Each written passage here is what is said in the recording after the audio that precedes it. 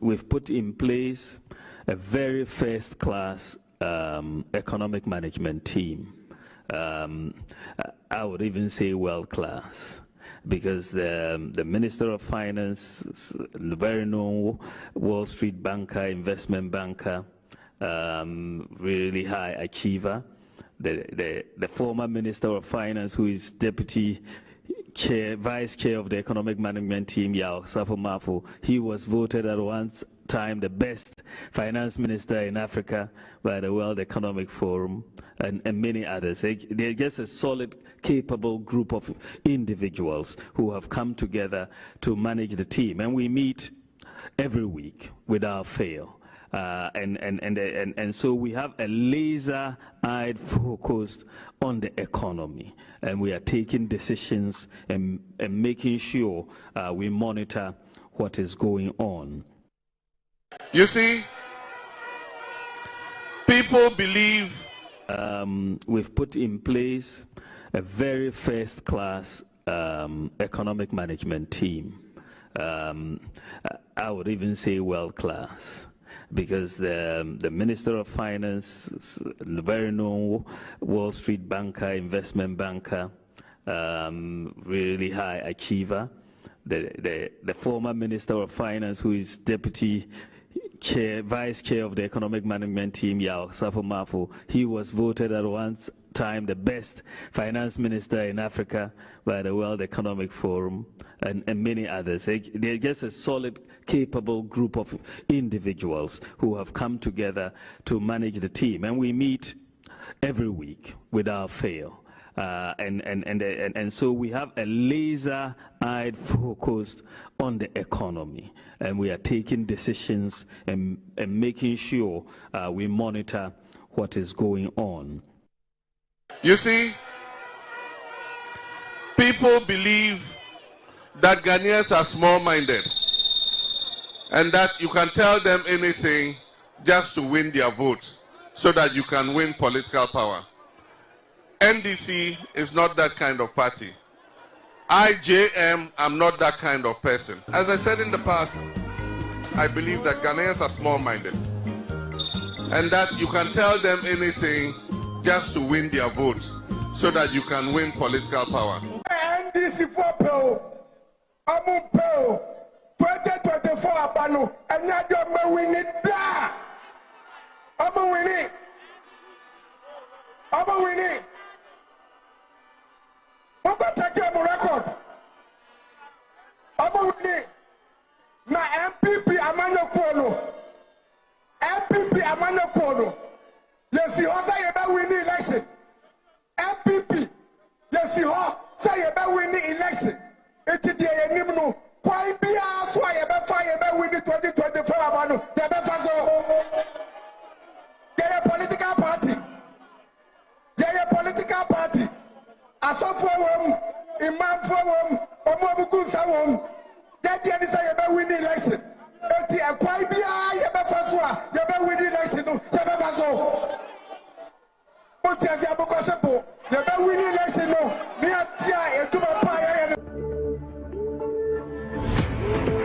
The NPP will win the 2024 elections. We know that the NDC does not have the numbers. We stand on our record. We will communicate our record. We will win square and fair. We will have a majority in Parliament. No doubt about it. That is what I wanted to communicate. And I repeated it on your platform. It is not about violence. It is not charging people to the street. I never asked my supporters or advise them to go and do anything else other than working hard. Okay, with the pastors, imams, and traditionally that we have in our cause to stand behind us, win the election. No malice or no other interpretation beyond what I have said, that we will win the election and continue with the governance will change anything. The kind of interpretation that was given by the media, it's not what was intended. No, I don't think it's the media, because it's a voice we just played, you know, and that's what it is. When you played my voice, Salom, I mean, I don't know what What else you wanted me to say? We will win the election. We will win the election. If you want to play a soccer match and you say that you will win at all costs, what else can you do? But NDC for Peo, Amu Peo, 2024 Apano, and not your winning da. Amu winning. Amu winning. Don't check your record. Amu winning. Na MPP Amano Kono. MPP Amano Kono. Yes, you also about winning election. MPP. Yes, you all say about winning election. It's the enemy. Quite be asked why about fire about winning 2024 Amano. They're a political party. They're a political party. As of for them, Imam for them, Omobuku Sawam. That the other side about winning election. It's a quite be about winning election. But as a book, you're about winning election. Me at Tia, to my fire.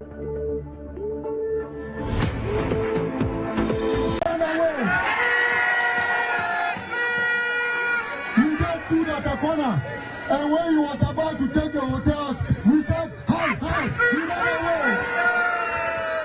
And you dare say you will not hand over power to President Mahama. I have a message for him. On the 9th of December, inshallah, if the good people vote for John Mahama and your MPs, if he's a man, he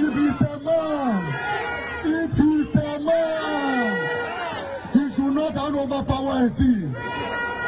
We will show him that when iron and iron meet, you will see fire.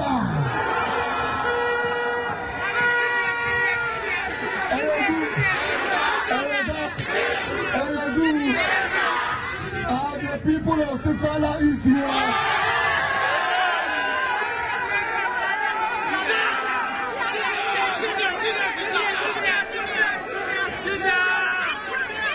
Somebody told me they have started bringing back the fertilizer.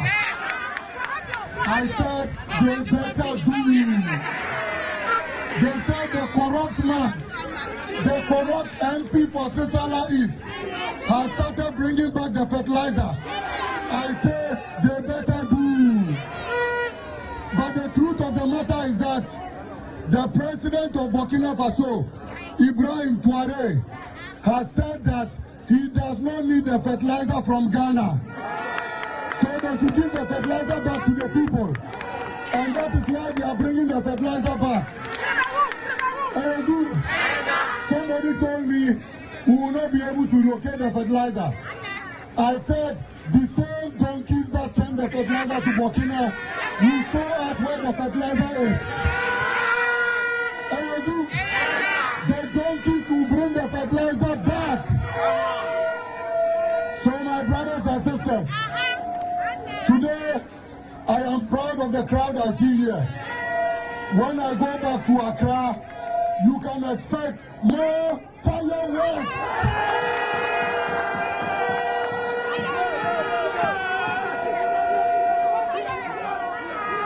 We love the message. I said you can expect more fireworks.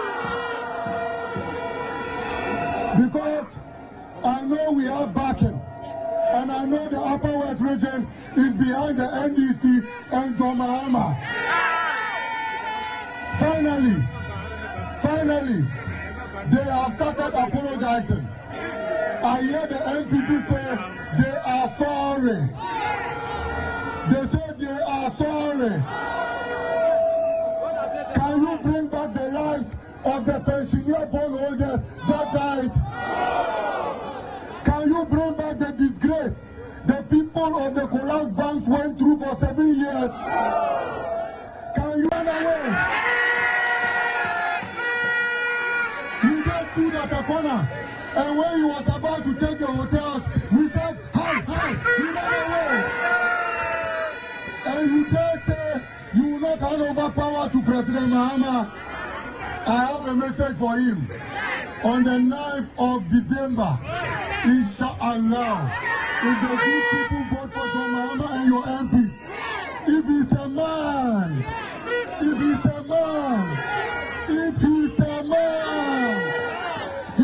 let us overpower and see. We will show him that when iron and iron meet, you will see fire. Chaboy,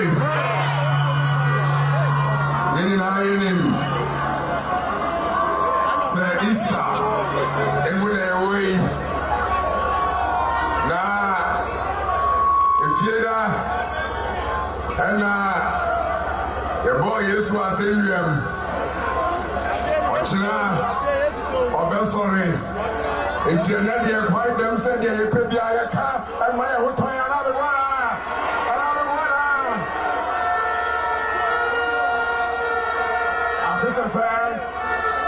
And I'm in Jinaha.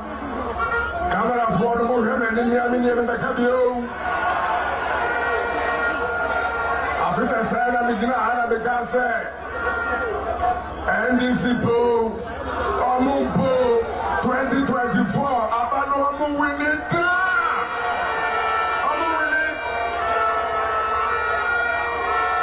Now, where we near about Yadimana? Where we near about Yadimana?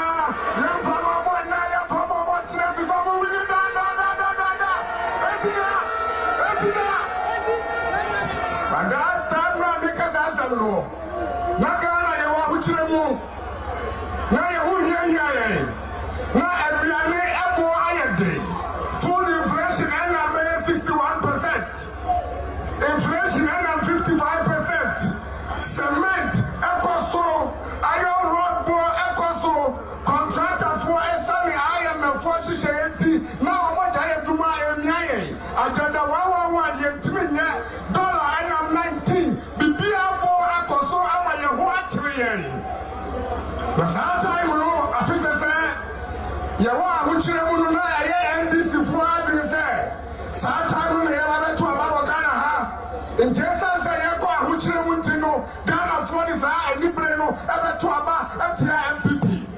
Namijina, I can say, if I do say ever to Abano, and now a Muslim a Hata Ghana solo, now a buffer, I'm a man for where to my pa, MPP for you.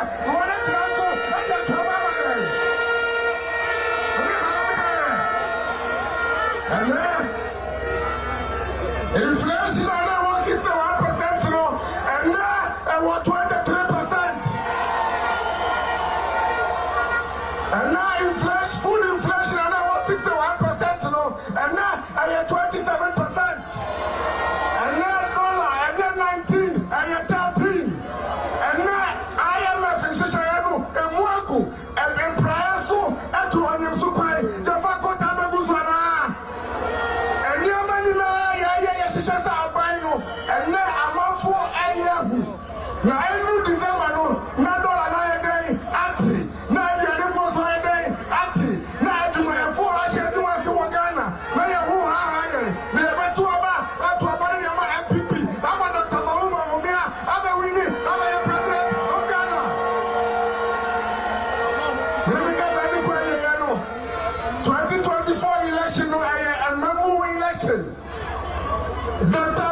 Mahmoud Maumia, by 60 years. John Mahama, by 65 years. Jane, Professor, by 72 years. Ode Mahama and Jane and Fiani Bomwa, 137 years. You know where you're going for. But you're gonna do. I am not telling Mama what you're going to do.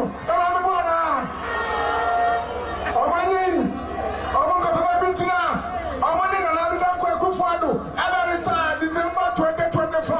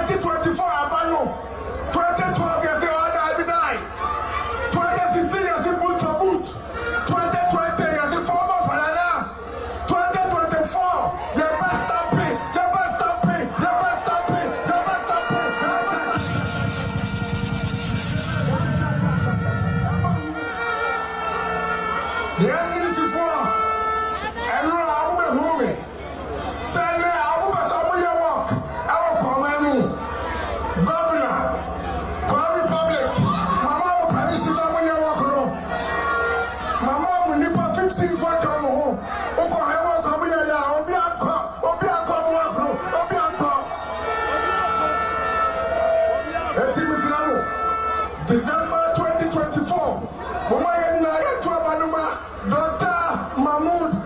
You see, people believe that Ghanaians are small-minded and that you can tell them anything just to win their votes so that you can win political power. NDC is not that kind of party. I'm not that kind of person. As I said in the past, I believe that Ghanaians are small-minded and that you can tell them anything just to win their votes so that you can win political power.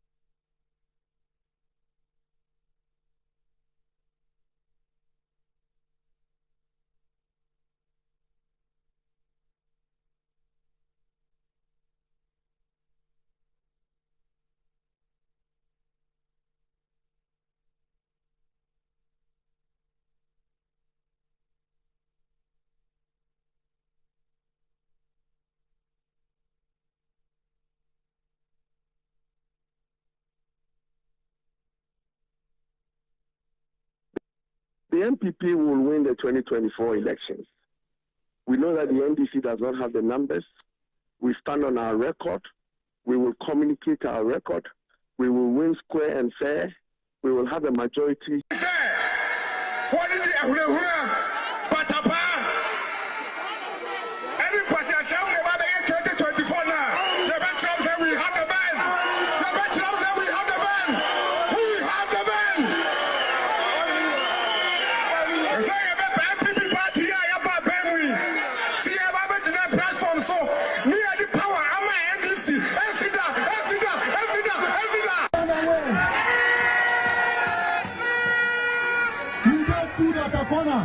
And when he was about to take the hotels, we said, hi, you ran away. And you dare say you will not hand over power to President Mahama. I have a message for him. On the 9th of December, inshallah, if the good people vote for John Mahama and your MPs, if he's a man,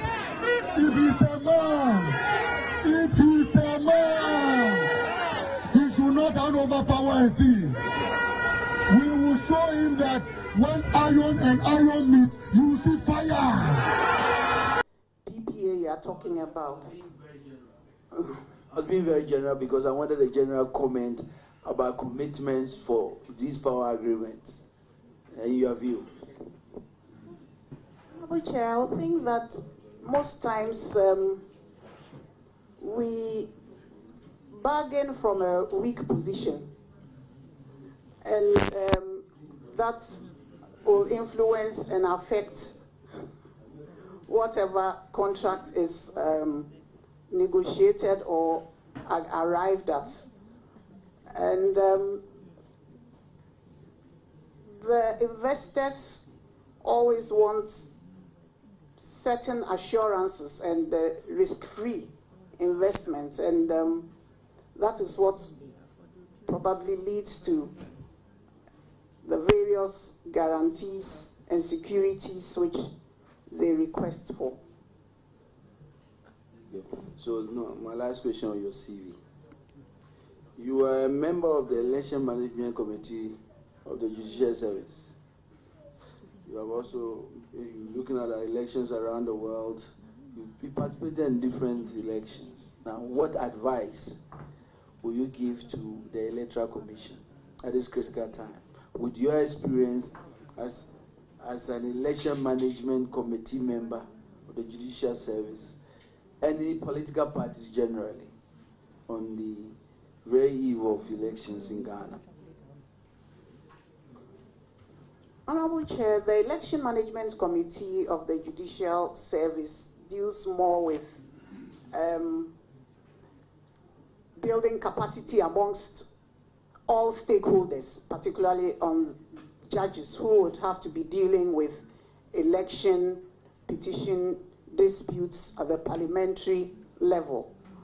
And we also have discussions with various stakeholders, as I said, the EC and other bodies who are interested. Sometimes the political parties, we've met them a couple of times. But regarding the EC, I don't know what particular issue you are talking about, but generally they have a law, so they must abide by the law and comply with it. That's what I can say. I attempted to read one of your very important cases, appeal in Zama, my hometown. I now understand a few things when I read your, but there's something that I found very interesting in a case that you were involved, a case between the Abusuan Penyin Kobina versus Abusuan Penyin Kofi Otway. Now, the jurisprudence of the Court of Appeal in the Abusuan Penyin Kobina Otway case underscores family clan identity and establishing ownership of land through traditional evidence.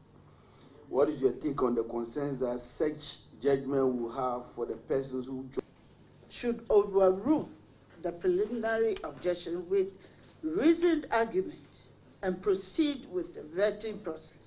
And we shouldn't belabor this issue. Please. Also a very high indebted country, and we began the process of reprofiling Ghana's public debt. As you know, the public debt ended at 122 billion Ghana cedis in 2016. And so we, as a matter of strategy, began the process of reprofiling our debt. This just means that we are replacing more expensive debt with less expensive debt, short-term debt with longer-term debt. This is what is happening. And so you saw that last Friday or so, Ghana issued a bond essentially to do this reprofiling. And in that context, we raised some $2.25 billion of investment that came in to buy this cedi-denominated bond. There was a cedi bond which was issued for 15 years tenor, 15-year tenor, and that brought in 2.25 billion. But what is so remarkable about this particular transaction, and I think it is, for me, the deal of the year so far, we've been able to reprofile our debt, get more foreign exchange without increasing our debt stock. That is indeed remarkable. Many people didn't quite understand the transaction, and they thought that we had gone to borrow $2 billion to add to Ghana's debt. No, we are actually replacing more expensive debt with less expensive debt, elongating it and making it better for this country. we've put in place a very first-class economic management team. I would even say world-class, because the Minister of Finance, the very known Wall Street banker, investment banker, really high achiever. The former Minister of Finance, who is deputy chair, vice chair of the economic management team, Yao Safo-Mafo, he was voted at one time the best finance minister in Africa by the World Economic Forum, and many others. They're just a solid, capable group of individuals who have come together to manage the team, and we meet every week without fail. And so we have a laser-eyed focus on the economy, and we are taking decisions and making sure we monitor what is going on. We've put in place a very first-class economic management team. You see, boys they hustle, and job no day. So now the bets they do small, get money for Gobe. You see? So I understand, as no say this one, it be matter where they concern the youth, plenty. So we talk already, say where we come, the betting tax will go remove them.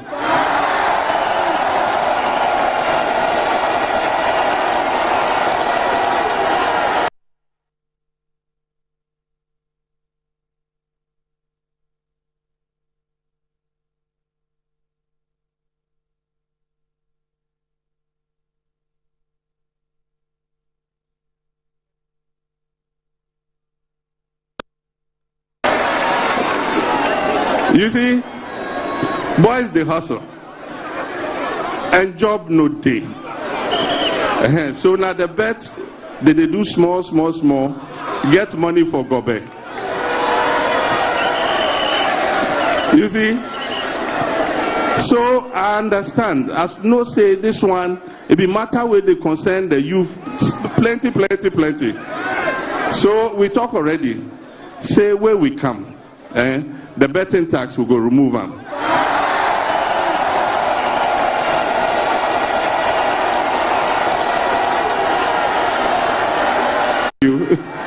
This demonstration is not to topple the government. This demonstration is to indicate to Ghanaians the insensitivity of the Obama's government. The insensitivity of the Obama's government. This is not to topple government. We don't advocate for a regime change this way. We are going to vote next year, and we are going to vote them out massively. That is good governance. That is partisanship. We are going to democratically remove the Obama from power. Not do this demonstration, but the demonstration is to demonstrate to Obama and Ghanaians that what is going on is bad. If you are feeling the heat, like Ghanaians are feeling the heat, if you are buying electricity and they are having it for free, if your salary, you are spending 60% of your salary on electricity bills, then you understand what I'm suffering. I am suffering. But how do you expect the members of the members as a collective to speak on your behalf when you decided to give majority to such a bad government, NBC? Ghanaians should realize that their term matters. Your term matters. When you go and vote, you have to know that the consequences are ahead of you for the next 4 years. The term the Ghanaians gave to John Mahama has shown that they should never again energy sector, the current power cuts. Some people are saying that you made mention of this, you use this as a campaign against John Mahama, and now we are experiencing a worse situation under President Akufo-Addo. Would it reflect in the 2024 election? Would it be something that people will stand on to vote? If you are comparing 4 years, MPP administration energy sector is 300 times better than John Mahama. But we are still experiencing doom so. Nobody has said we haven't. I'm just saying it's far much better than John Mahama ever did. You do admit that there's doom so. That is the word you used. I have never used that word. I've promised you that we are going to work on it. And it's not a work that is a single event, it's a process. And we'll continue to work on it for the energy sector to become better. Have you heard of calls for a timetable? Ask those who want it to bring it. They should bring the timetable. If there is, I haven't seen any timetable. So when people are calling for it, say bring a timetable, what do you mean? The ECG says that there's no timetable coming. Why do you want to bring a timetable? What purpose? Why would somebody get up and wish evil or bad for the country? When it is not planned, you can't tell the person. Were you in Ghana under John Mahama? Did you live in this country under John Mahama? Did you live in this country under John Mahama? Did you? I'm asking a question. Did you live in this? It was equally worse. It cannot be equally worse. But look, MPP use it as a tool against them. And I'm saying that even if you are talking about that, it was worse under John Mahama than ever now. And then you share her. Now the Ghana for here the name to Obama MPP. Now the Danko Akufo-Addo. And no man there that this so obey. Why? Or stay at the yo. Ebu Bako. It's in an anomaly. The Baba had no more share.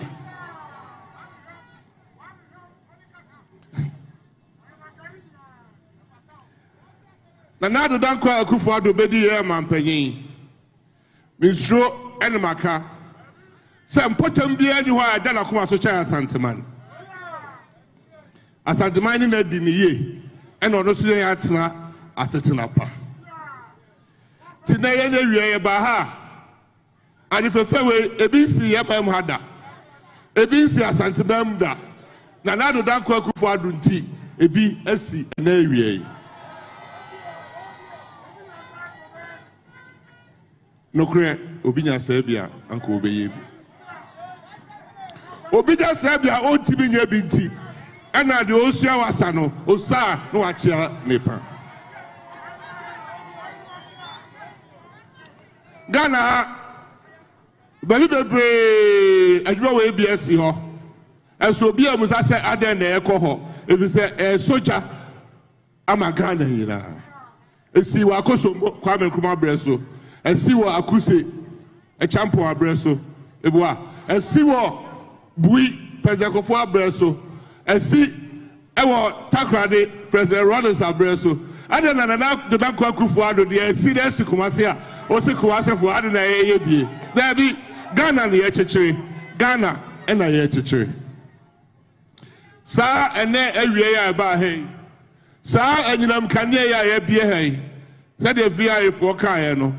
Sa ayanya nukreni Brodibaka every 2014 and agree ko for the VI for nyina who say person enyam kanya gina ya e wo se ehia se eye biwo Ghana mfimfiri ha asanteman mu nyina enso so menka se obi mpeso oyo de waye ne yebo didin de waye enna na ado dankwa Akufo-Addo na we kra de eso ni fixture asenie sanana no mo hwe wa chinjo wa chia ani fa ha asase a agoma so ni mpanyifo ade ama aban a yesi ya bajani energy no 800 megawatts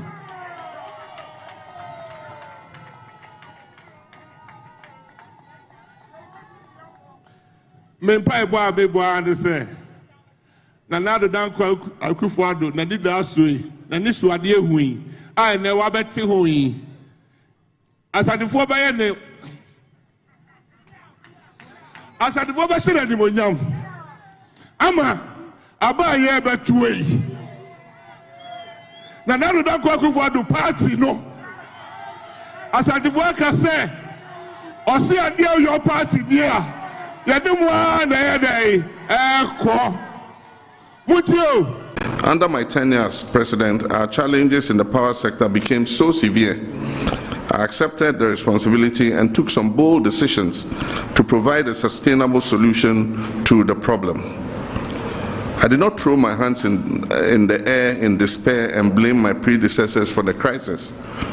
When the Akufo-Addo Bawumia MPP government took over, They have disingenuously tried to take credit for the work that was done in the power sector, and they rather blamed my administration for investing in excess capacity.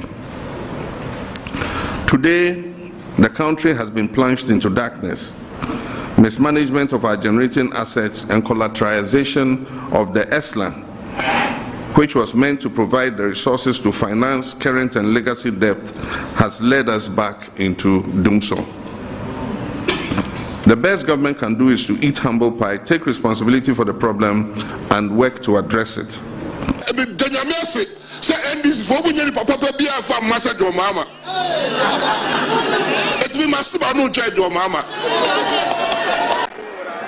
I'll advise our opponents to also do likewise and stop the insults. I have been the most insulted. Indeed, I think my government has been the most insulted government in the history of this country.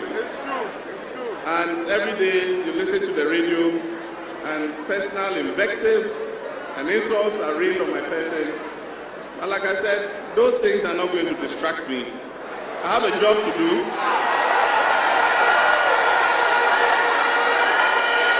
Don't worry.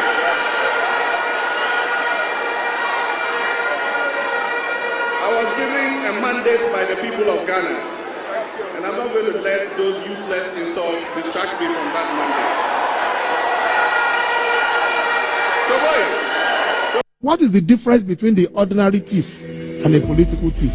Number one, the ordinary thief steals your money, your bag, your watch, and your jewelry, isn't it? But the political thief steals your future, your career, your education, your health, and your business. Number two, the hilarious part is that the ordinary thief will choose whom to rob. But you are the one who choose the political thief to rob you. Because we choose them. We vote them. We blindly say we are not blind. Who is deceiving who? The ridiculous part of the whole issue is that we will fight to defend and protect our belongings from the ordinary thief. Is it not? But we fight each other to defend and protect the political thief. Is that not what we do? Thugs will be fighting themselves to protect those that are stealing our career, stealing our job, stealing our health, stealing our success. What a shame. If you reach a certain stage in life and there is nobody who can look you in the eye and tell you the truth, you are doomed. And that is where our country has gotten to. We need to rescue this country. Wallahi. And I feel very terrible as a Ghanaian at this time. This country is in serious trouble, ladies and gentlemen. We are in serious trouble. We need to rescue this country, ladies and gentlemen. The presidency has been so depraved, so muddied, so dirtied, that I tell you in all sincerity as a Ghanaian, that I feel terribly sad today as a Ghanaian. We need to rescue this country. Wallahi. Inshallah. Please don't cry. We shall rescue our country.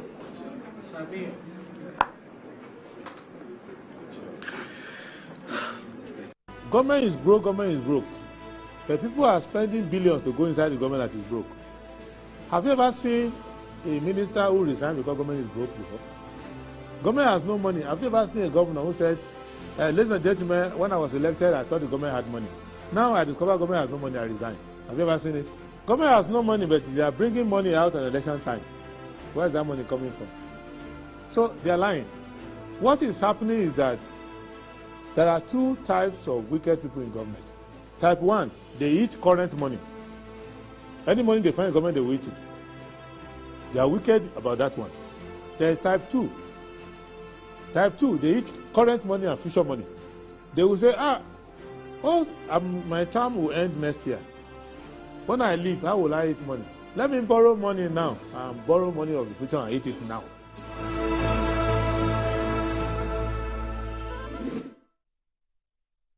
Right, hello, good morning and welcome to the show. This is Good Morning Ghana live on Metro TV. It's a Wednesday, the 14th day of August, 2024. By His grace, we're live and we're here. We're at another edition of the show. Our gratitude to go to the Most High God for the rare privilege of being alive and, of course, the opportunity of having another conversation around the top stories making the rounds here in our dear Republic. I'll let you into a panel for the morning's conversation shortly, but let's take a look at the front pages of our newspapers. Daily Graphic.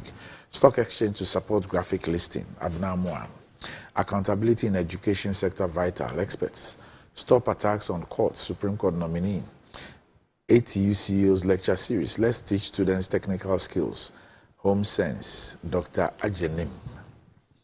The Ghanaian Times. Food shortage looms as lack of rains affect crop production. Leaves farmers distraught. Vetting of Supreme Court justices. Drama at Appointments Committee sitting as legal gymnastics. Delay vetting for 2 hours. NMC inaugurates 10-member board for GBC. Swindled German woman demands judgment enforcement. Daily Guide. Confusion rocks MPs over Supreme Court nominees. NDC seats under siege. Napo. Credit scoring system coming. Baumia. 1 dead in Forestry Commission. Timber workers clash. Nooks questions Mahama's free level 100 policy. The new Crusading Guide. I let you go out of respect. Gerd Mensah criticizes IGP Dampari's stance on arresting journalists. Marian Conflict Resolution Center trains and commissions 80 mediators. Toward December 7 elections, let us support EC to deliver. All die be die demo his GPHA from September 2. Demolition at Dodoa. Family chases regional minister. You've become the standard in Africa. Sierra Leonean minister to Ghana Police. The Insight. Future of Ghana rests with GTP. Alan Chermartin insists at maiden media encounter. I missed it. Langmati Jerase Manya Grace Sempe Homodeba calls for unity among Gandangbe people. Rescue Ghana City before it faces complete collapse. IEA boss urges government amid ongoing depreciation. All die be die demo to hit GPHA from September 2.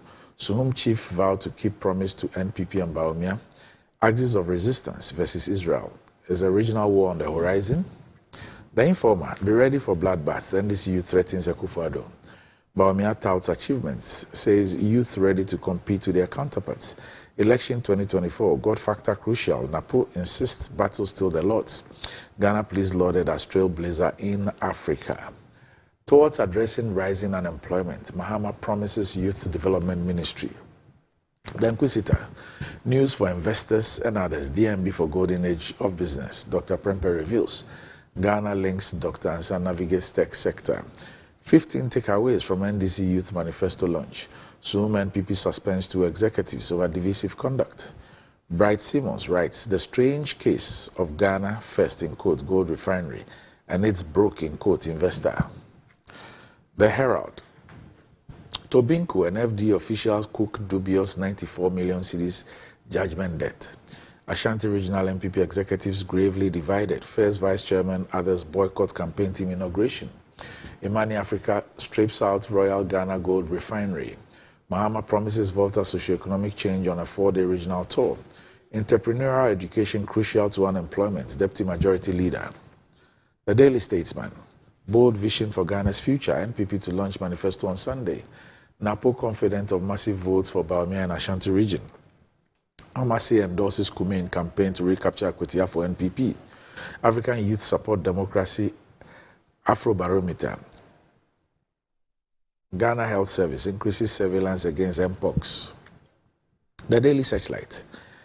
How Get Fund abuse scholarships under JDM. Dome-level story. Alan engages media on great transformational plan. EBIT, Guinness sign landmark loan agreement worth $63 million. We've laid the foundation for creation of jobs and opportunities for the youth, Dr. Baumia. All is set for GJ's 75th birthday on Thursday. NLC forms strategic alliance with GAP to break NPP-NDC duopoly.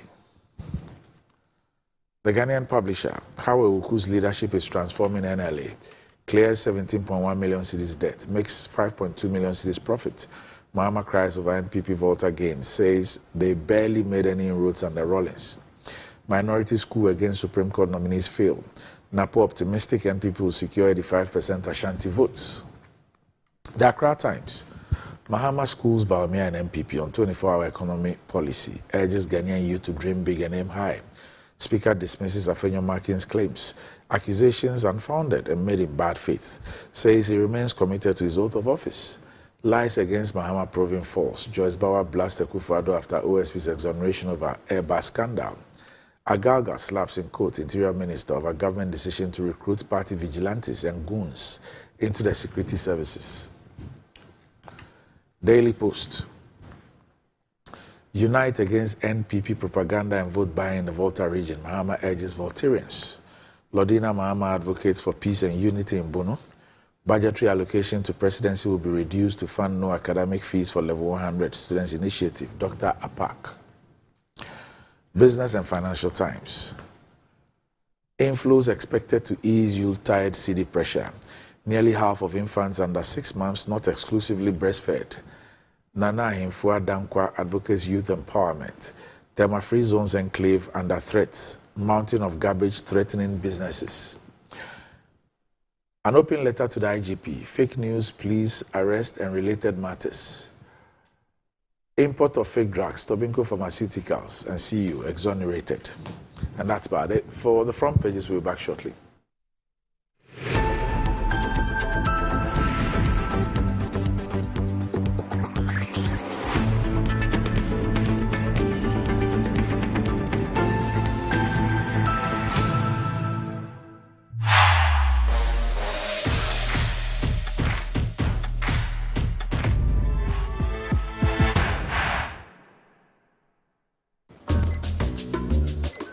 Pascal is showing his boss the efficient new technology they've installed.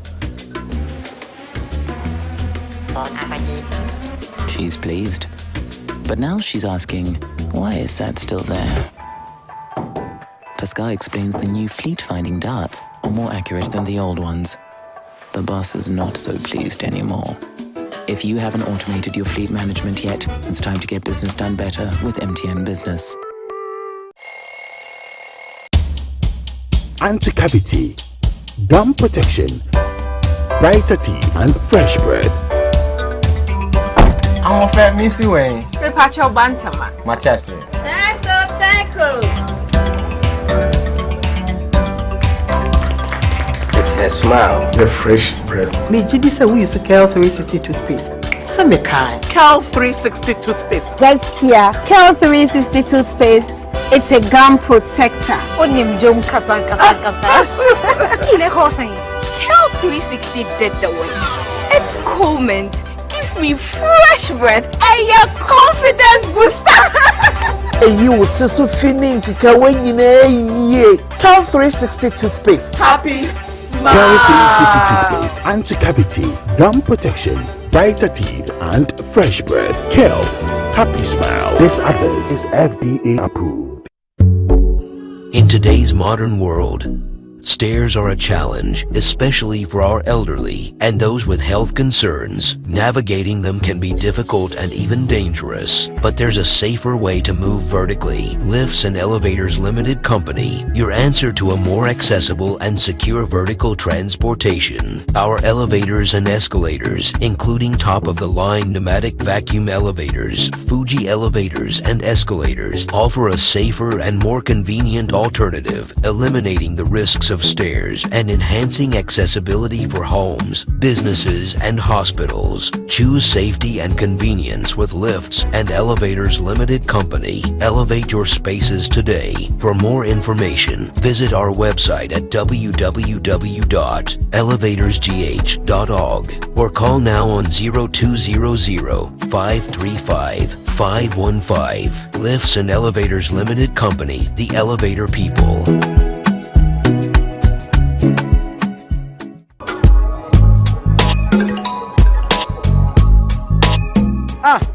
Customer, I don't know who to say. Malaria been actually me, man. No more man. Still. One of them give us. Give us a solid. Yeah. Sorry. What lost of so give us here and turn down. But over that song. But tomato give us the and turn down. Give us about me, sir. Me patron the and turn down.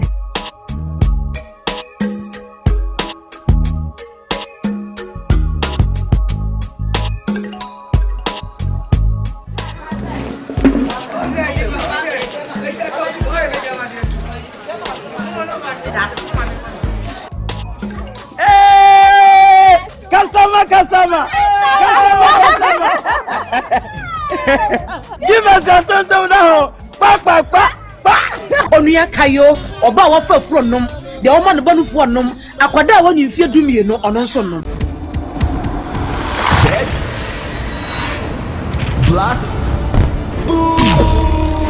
Exclusively on Betway. Win up to 300% more when you play FlyX with Win Boost from Betway. Betway, get way more.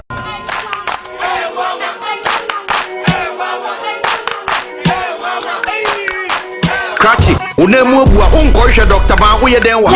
Oh, mesi ya mfano ko mami buru wa. Ayi mami do buru. Ah, ni atele be ko bra. Mumi mfano ko Dr. Ban ho. Dr. Ban no ya de. Bra, se banu no mpemu adwuma sasabro sro Dr. Ban oye. Say ni kemi kwa na meka. Oh no mpemu ni mdi onu na ye expert nya zanfo no. O akra eni kumasi no mpemu expert yen kan kyerɛw.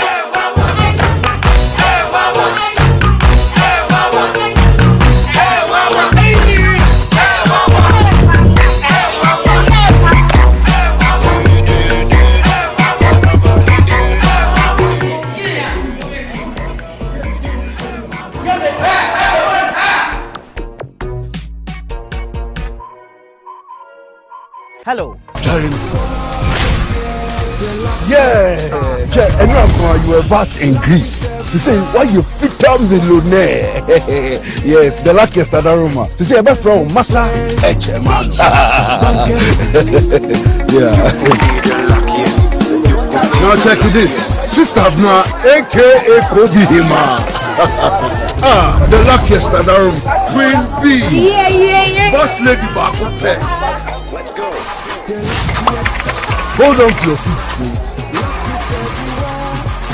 Such anyway, it'll be you smooth. Way and your friend will upgrade. Luckiest Adaroma.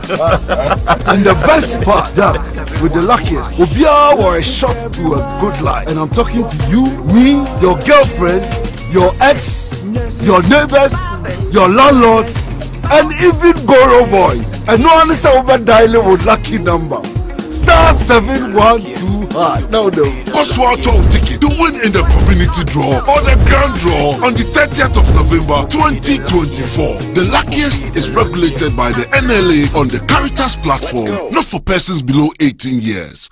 T&Cs apply.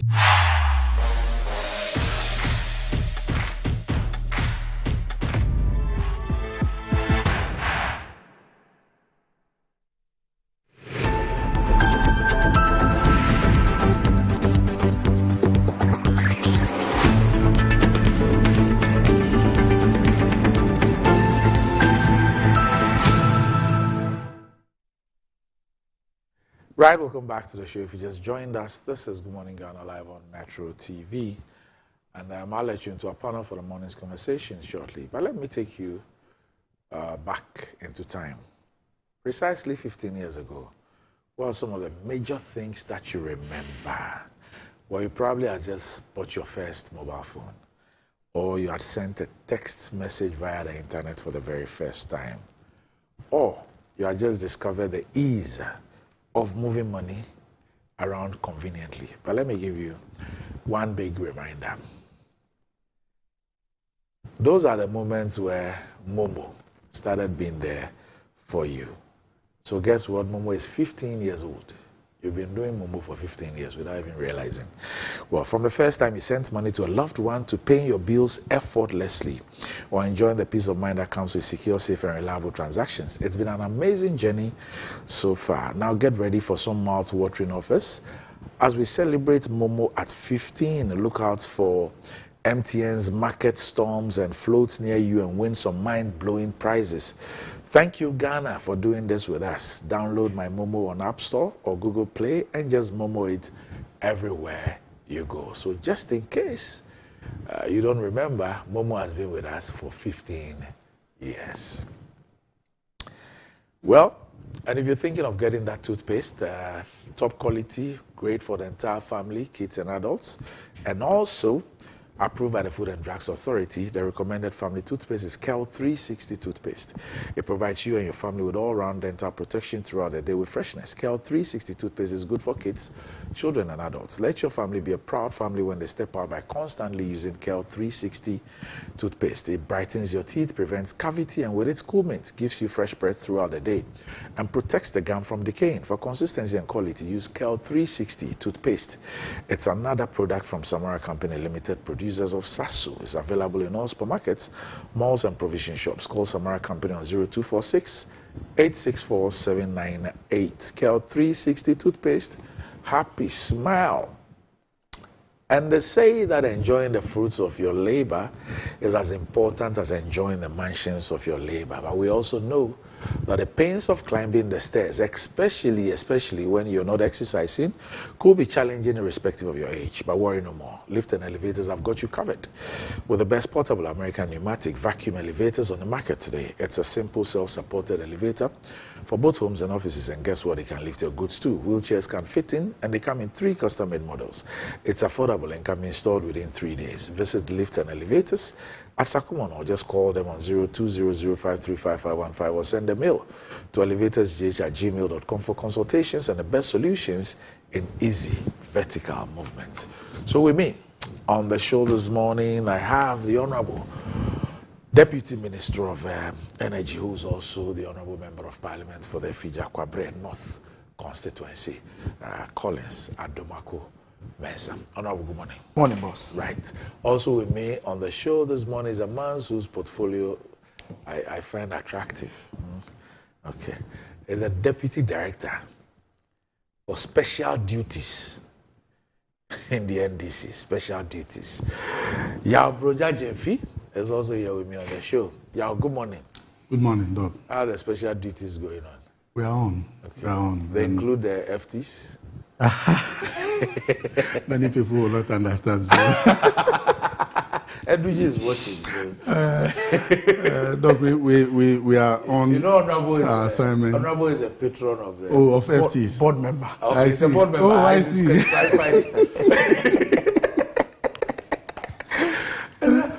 We'll talk about it after the show. But how are things, brother? Oh, Doc, we are on. You know that we are in the season of a campaign, and there are a lot of activities that needs to be done in terms of preparing the grounds for Victory 2024. Okay. And that is what the Special Duties Directorate is focused on. Okay. We'll come back on some more specific issues. But Deputy Minister, how is Herbert Crapper doing? He's Minister fine. Crapper. Minister Crapper, Minister of State. Yes, how is he doing? Yeah, he's doing well. We've been occupied with the, Ghana Gas was having their mandatory maintenance work. Yes. What that meant was that the volume of gas that will come from them obviously will come down. Okay. So we're engaged in looking for alternative fuel to sustain the system. But so far it's been good. Okay. The next major one is WAPCO's maintenance work, which will happen somewhere in October. And we've started planning towards that also. But so far, Crapper has been good. Very, very friendly, very, very approachable. He attends meetings with all of us and all that. So we're having a very, very good time with him. Okay. Yeah. Okay. So Injury time squad. Some injury players, score the golden goals. Yes. Okay. I forgot that you're a footballer. Anyway, now what's the situation with our debts in the energy sector? That's a difficult question. In fact, yesterday I was at PAC on Monday, and the issue of public accounts. Public accounts. Okay. I led the team to PAC. It will be difficult for me to give you the specifics, but the question was how ESLA has been able to reduce the debts. But it was clear that we still have some huge debt within the energy sector, especially what we call the legacy debts. Fortunately, the current ones are being taken care of because the cash waterfall mechanism is working quite okay. The amount of money that we are collecting on a monthly basis is what is keeping us afloat. So the tier one, as we call them, the power producers, if you've realized, we are not getting too much noise, and I say noise in quotes, in terms of the banter. You know, normally they will write letters to the ministry requesting for payment. If you've realized that has calmed down, and so that system is working quite well. Now we have a single account. If you recall, we're charged to have a single account where all money from ECG will be paid into, and then based on the formula, the distribution is done. So in terms of the current ones, we are okay. It is the legacy ones that we still have some challenges. But that's the worry of many people, because that was the intent behind ESLA. Absolutely. So when I was asked the question, fortunately the finance, because you know ESLA is not managed by the Ministry of Energy. Yes. It is managed by the Ministry of Finance. So in terms of the specifics, I think they'll be in a better position to explain. But in my view, and I've had this conversation even at the ministry, that it will be better for us to have a better grasp of that money at the ministry, to see, for the ministry to find ways of reducing the debt within the value chain. But the cash waterfall also sits with finance, or? Just that particular one there's a team, there's a committee that works around it. Yes. And so ECG, Ministry of Finance is represented, the Ministry of Energy is represented. And you know that one has a certain formula. And so it drops in, tier 1 people are paid, tier 2 are paid. And so there seems to be some sanity within that space. Probably in the last 6 months or so. Yes, that's what I'm saying. In the last 6 months it's been because it was abused for years. Absolutely. And so it came up. I mean, we are the presidency for a discussion. Okay. Yes, the president summoned all of us. Okay. And then it was seriously abused. Yes. And then we were told that, yes, this is the purpose of the cash waterfall. And so far, I'm happy to report that there's been some calmness within the sector, because everybody seems to be getting what they get. It is the tier 2 who don't get all that. Who are tier 2? Tier 2 are the government-related agencies like VRA, Ghana Gas, and all this one. The tier 1 are the power producers. The private people. The private IPPs. And so they get paid first. Because the government people, they can't withdraw their services. So they get paid first. Yes. But I'm saying that the government people are being paid, just that maybe they bring an invoice of 10 million. By the time the first guys are paid, they're able to pay them 5 million. And then there's, so that is where it is. But so far, there's been some sanity within the system. All right. Okay. But look, I'm very surprised about ESLA account, because this government has had to even increase it. Yes. And so that means more revenue in order to solve the problem which brought ESLA into place. Yes. And so if we still have to deal with the legacy, we've always been blowing the money. You see, the truth of the matter is that historically, all these special purpose funding handles and all the tax handles, whether it's NHI, Get Fund, and all that, we have not been forthright with the disbursements. However, sadly, in the last 7 years, it's been extremely poor. And if you read all the reports, you would see, whether it is Get Fund, it is NHI, it is whatever, you see that we've been degenerating the amount of money that actually goes in there. So if you take ESLA as a typical example, and ESLA always reminds me of the third debt recovery levy. Yes. It appears that we're even still paying something like that. Yes, it's still. So it doesn't make sense that there's a levy with a sunset clause. That look, the projections show that at a unit levy of this, within 3 years, we'll be able to rake in a lot of money to settle all this legacy debt, so that we can have some breathing space and a fresh footing. Exactly. We start that, and then we come in, like you said, we've even increased it a bit. And then we take in all these monies, and you realize that we're using some to pay for pensions, to pay for other things other than those debts. And the more those debts remain, the more the interest components and all those things even aggravate our situation. So you put in a levy which is supposed to rather help you off. And even with the levy, your situation is worse. Yes. You know, so sometimes when I even hear the issue of legacy debt and contracts and all those things, even upsets me. You know, because we are all being asked to pay extra. Yes. In order to, you know, deal with the debt situation. Then we are paying that extra, and then some people decide that as for that money, they'll use it for purposes other than what we were asked to do for. So we are still paying. Yes. The sunset expired about 4 years ago, and we are still paying. So something that we should have paid for 3 years, we're paying close to 8 years, and our debt situation is even worse. But I mean, that's how sensible we are. What makes ESLA quite different from all the things you have spoken about is that ESLA was supposed to deal with a debt situation. Yes. Now, ESLA itself has become a debt upon itself because we have used ESLA to borrow. You see, what makes it even worse, what you just said, is that we said that, look, well, let's not wait for 3 years. Let's not wait for 3 years. Let's go for the money bonds today. And then just pay it off. Take the money, pay everybody off. And then what trickles in we will use to pay those who bought the bonds. So we floated the bonds. Yes. They were even oversubscribed. So we got the money. We didn't pay the debt. So ESLA has now become another debt situation. So we still have that debt situation. And those who bought the ESLA bonds, we've given them haircuts, and we have changed the payment arrangements. And we still talk about this debt situation in the energy sector as an inheritance from somewhere which is suffocating us. This is one of the reasons why this government must go.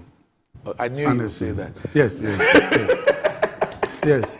Doc, it's true because the mismanagement. I mean, this is I gave you a Mohammed follow pass. Let's talk about your youth manifesto. Yeah. First of all, why a youth manifesto? I mean, I'm used to, and I could be wrong, I'm used to seeing a party put out a manifesto, and then the manifesto obviously has segments. So there could be a portion on youth, women, this, that. But then I see this thing of the youth launching its own manifesto.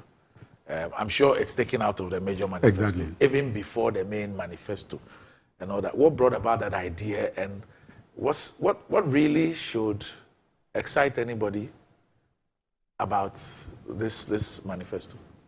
Yes, Doc. As you said, the Youth Manifesto is part of the overall plan or policy plan of the party. And we know that this year's campaign is youth-driven. And President Mahama has already stated that his second coming is focusing on jobs. What that means is that there's a lot of focus on young people, because young people are the ones who are active to work, and there are no work. And if you look at the data, the unemployment situation of the country, it is generally the youth. And so we decided that we must have policies that focus mainly on the youth and separate that from the main manifesto document, even though all the policies that have been teased out in the youth manifesto are going to be in the mother manifesto. And let me use this opportunity to congratulate the youth wing of the party for, coming up with a very fantastic event last Monday. It was very colorful. You saw the many young, many of them unknown on our screens, intelligent, articulate the policies that the next NDC government is going to focus on in terms of the youth. And so the youth manifesto is a collection of the youth-centered policies that the NDC later this month will be launching in our manifesto.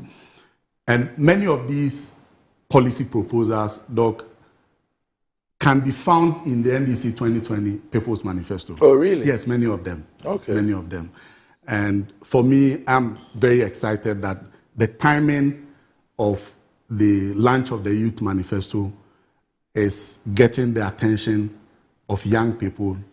You go to Twitter, you go to now X, you go to the new sensation TikTok, and you find that young people are discussing the policy proposals that has come. We didn't get that traction in 2020. For example, the National Apprenticeship Program is in the NDC manifesto, the People's Manifesto of 2020, and that is key in the Youth Manifesto. This program is going to focus on building the skill of young people who want to enter into artisanal trade, have a skill, but they do not have the initial capital to pay for the training. Government is going to cover the full cost of training young people who want to be hairdressers, who want to be barbers, who want to be dressmakers, who wants to be mechanics, and also give them some stipend whilst they are on the job training. In my constituency, hosts the largest mechanical, artisanal work, the Swami magazine.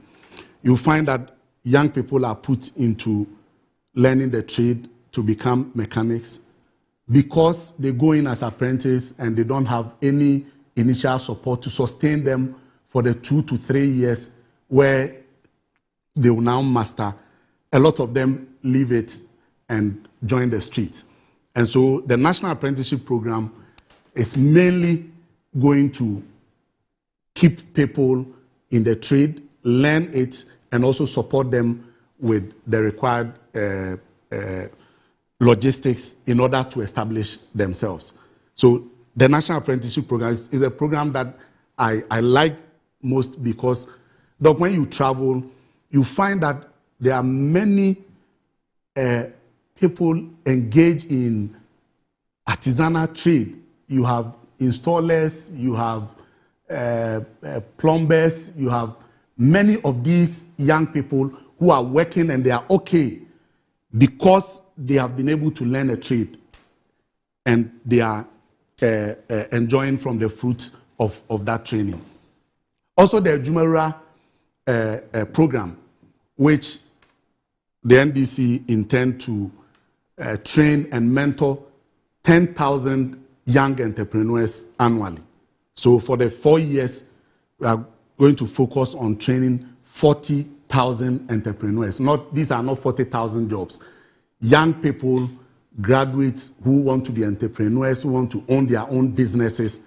Government, through the Jumera program, is going to support these young people with funds, with mentorship, how to keep their books, how to grow their businesses, because we know that many startups struggle at the initial stages. So that is the Jumera project. And then the one that, for me, has caught fire is the no fee stress promise, which is paying the academic user fee for all level 100 students. And this policy is also traceable to the NDC 2020 manifesto. It's in your 2020 manifesto. Exactly. It's in our 2020 manifesto. It is not a new thing. It is something that we engage students, we engage university lecturers, we engage principals of the various colleges of education, the nursing training, their principals, and then the vice chancellors. So if you go to the NDC manifesto, anybody who has it can go to page 74. 2020 manifesto, page 74. And Doc, let me read that for you. If you go to paragraph 7.2.6, tertiary education, the next NDC government will, point C, absorb 50% of fees of tertiary students for the 2020-2021 academic year as an incentive to mitigate the effect of COVID-19 on students and parents. Now, this is what is contained in the 2020 manifesto. On December 1st, 2020, the national chairman of the NDC at the time, Honorable Samuel Ofosu-Ampofo, issued a statement, and this is the statement. Next NDC government to introduce Fani-Nyina policy for Ghanaian students who will be admitted to tertiary institutions next year. And it reads, the National Democratic Congress announces that it has accepted for incorporation in the People's Manifesto the recommendation of the Education Policy Group of the party that the next NDC government absorbs the full school fees of Ghanaian students who will be admitted to tertiary institutions in the 2020-2021 academic year. This policy is an enhancement of our commitment in the People's Manifesto to absorb 50% of the school fees of all tertiary students for the 2020-2021 academic year through the Chimpe policy, which will now apply to only continuing students in tertiary institutions in the country. So this idea was mooted before the 2020 elections. And it is a well thought through policy that has been discussed at our educational policy group level, together with the hierarchy of the party, and of course the leader of the party, who is the flag bearer. And so it is not something that has just been thrown into the system for vote. It is to solve a particular problem. And what is this problem? Look, many students get admission, and the major problem for them is how to enter. You get many students come to you, have admission, he's looking for the admission fee. He's just thinking that when he enters by some other means, he will be able to survive. And members of parliament, if they would put partisan politics aside and speak to the fact, they are confronted many times with admission letters and admission fees. So how do we solve this problem? Now, the Constitution guides us in terms of tertiary education, what government has to do. So if we have been able to deal with the basic level, which is F cube, we've been able to deal with secondary level. No matter the implementation challenges, we must deal with the tertiary level, because all of these are Ghanaian students, and if the Constitution provides that government must strive to introduce progressive, free tertiary education, then it must be done. And so we think that in order not for students who have gotten admission to drop out from university education, we must intervene. And our intervention is that the academic user fee of all level 100 students of all public tertiary institutions, including colleges of education and nursing training colleges, must be catered for and paid for. And then those who are continuing students, I mean level 200, 300, 400 students, how will government deal with that too? And that is why we want to reintroduce the student loan class. Remember that this policy of free, no fee stress is linked to something that was done under President Mahama when he was in office. Which is the student loan class. What's that? The student loan class was introduced for fresh students or level 100 students who have gotten admission who could not pay their fees to present their admission letters to the Student Loan Trust Fund and get the student loan as a guarantee in order for them to get the admission and enter school. This was introduced in 2015-2016 academic year. And so there were some challenges with that. How either the Scholarship Secretariat or GET Fund or the Student Loan Trust Fund would get letters sent to the tertiary institutions on time and get those students admitted. So we decided that why not implement the constitutional provision and progressively introduce free education at the tertiary level. And like we did with the implementation of free SHS progressively, President Mahama started with day students when he was introducing free SHS. That is the progressive approach. So the NDC is only being consistent in terms of the progressive introduction of tertiary education. Beyond that, look, there are also students who get on campus and they are unable to have accommodation on campus.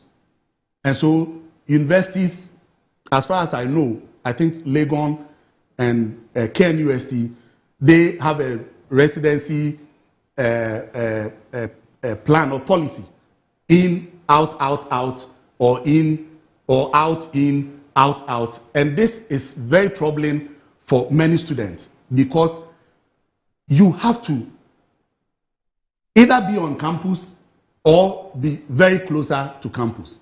And the cost of hostel fees and all that is a burden on parents. I know that parents even struggle to pay for hostel fees, and their concern may not even be mainly on the academic user fee. So if we are paying for level 100 and making sure that all of them get admission to tertiary institutions, how do we solve the problem of accommodation? President Mahama is saying that we are going to partner with the private sector, have a model design for hostels, give lands that belongs to the tertiary institutions to the private sector, have a partnership and regulate the fees that will be charged so that they can match up with the hostels that the universities already have on campus, so that students can be on campus and be very closer to their lecture halls and other facilities that they enjoy on campus. Also in our 2020 manifesto, we promised to pay for persons with disability free tertiary education. And look, I lead you again to the NDC manifesto in on page 74 again. If you come to point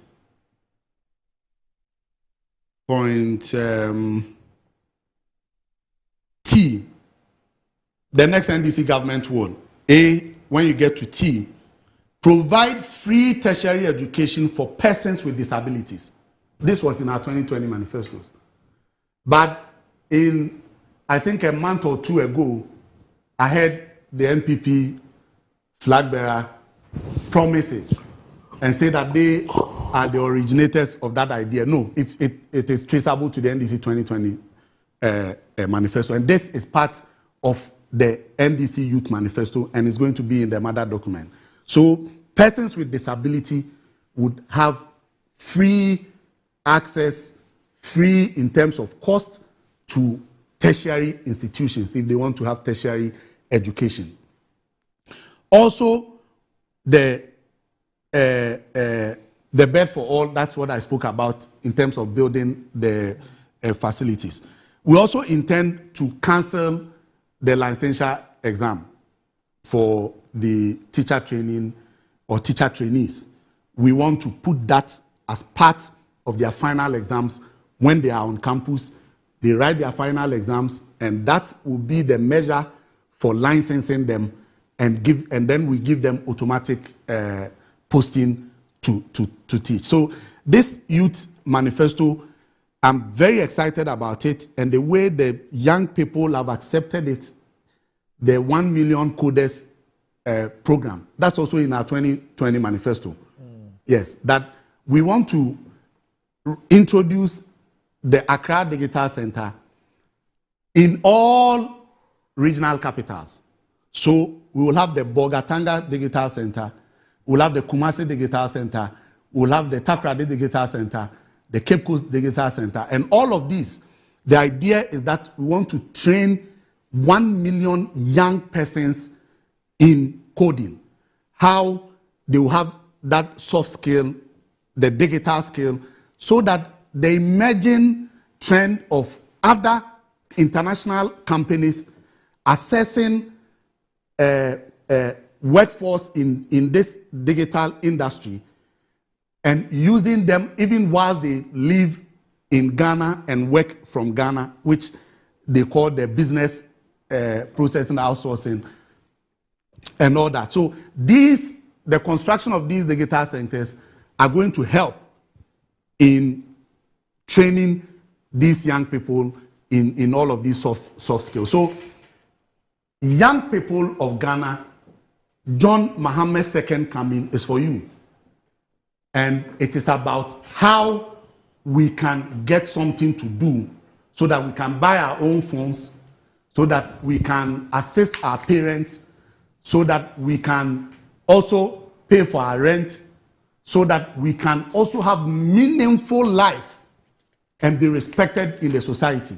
That is what John Mahama's coming is about. In fact, the 24-hour economy policy is youth-centered because young people must work. If you have the same role that one person is in charge, he goes to work at 8 a.m. and closes at 5 p.m.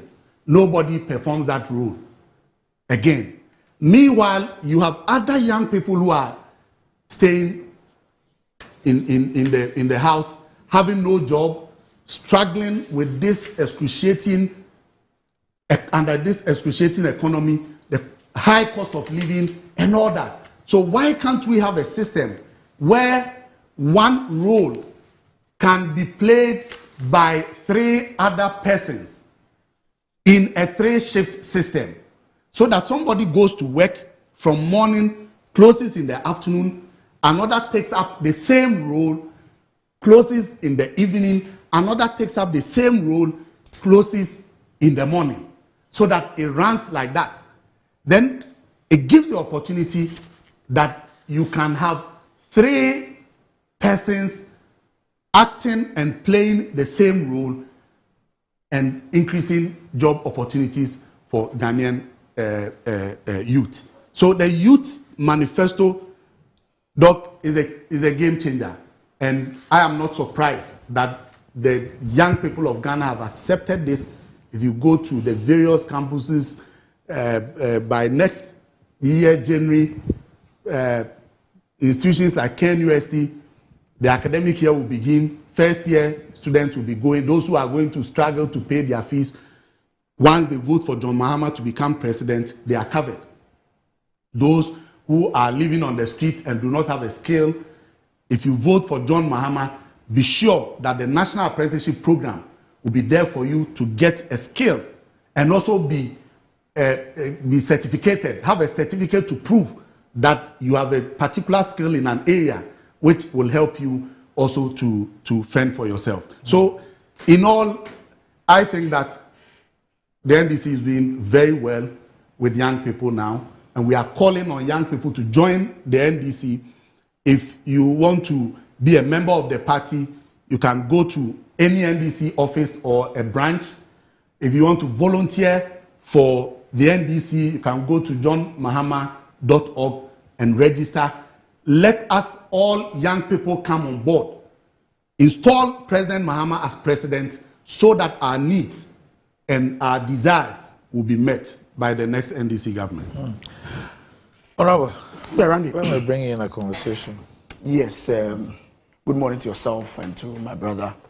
This is my first time meeting him. Okay. On any platform. Yes. Yes. Two Kumasi people. Yes. We've never. I've been to your constituency a couple of I times. know you come there. And it's under threat. Oh, I know you come there because. Also, apart from Alex Mold, he also comes. Oh, he's coming there. Yeah, I know. You don't have my joints, so. Yes. Immediately, any of them enters the constituency. His constituency is under threat. Are you sure? Yes. He knows very well that it's simply not possible. I'll show you the trend. It's not possible, so don't worry. It's not possible. It is possible. No, don't worry. You are saying it's not possible. For this one, it's not possible. You know it's not possible, so don't worry yourself. But Randy, I'm enjoying the conversation. I mean, we have 3 months to elections. It was expected that the heat will be on. So I'm happy my brother Broja Jemfi is commending his brother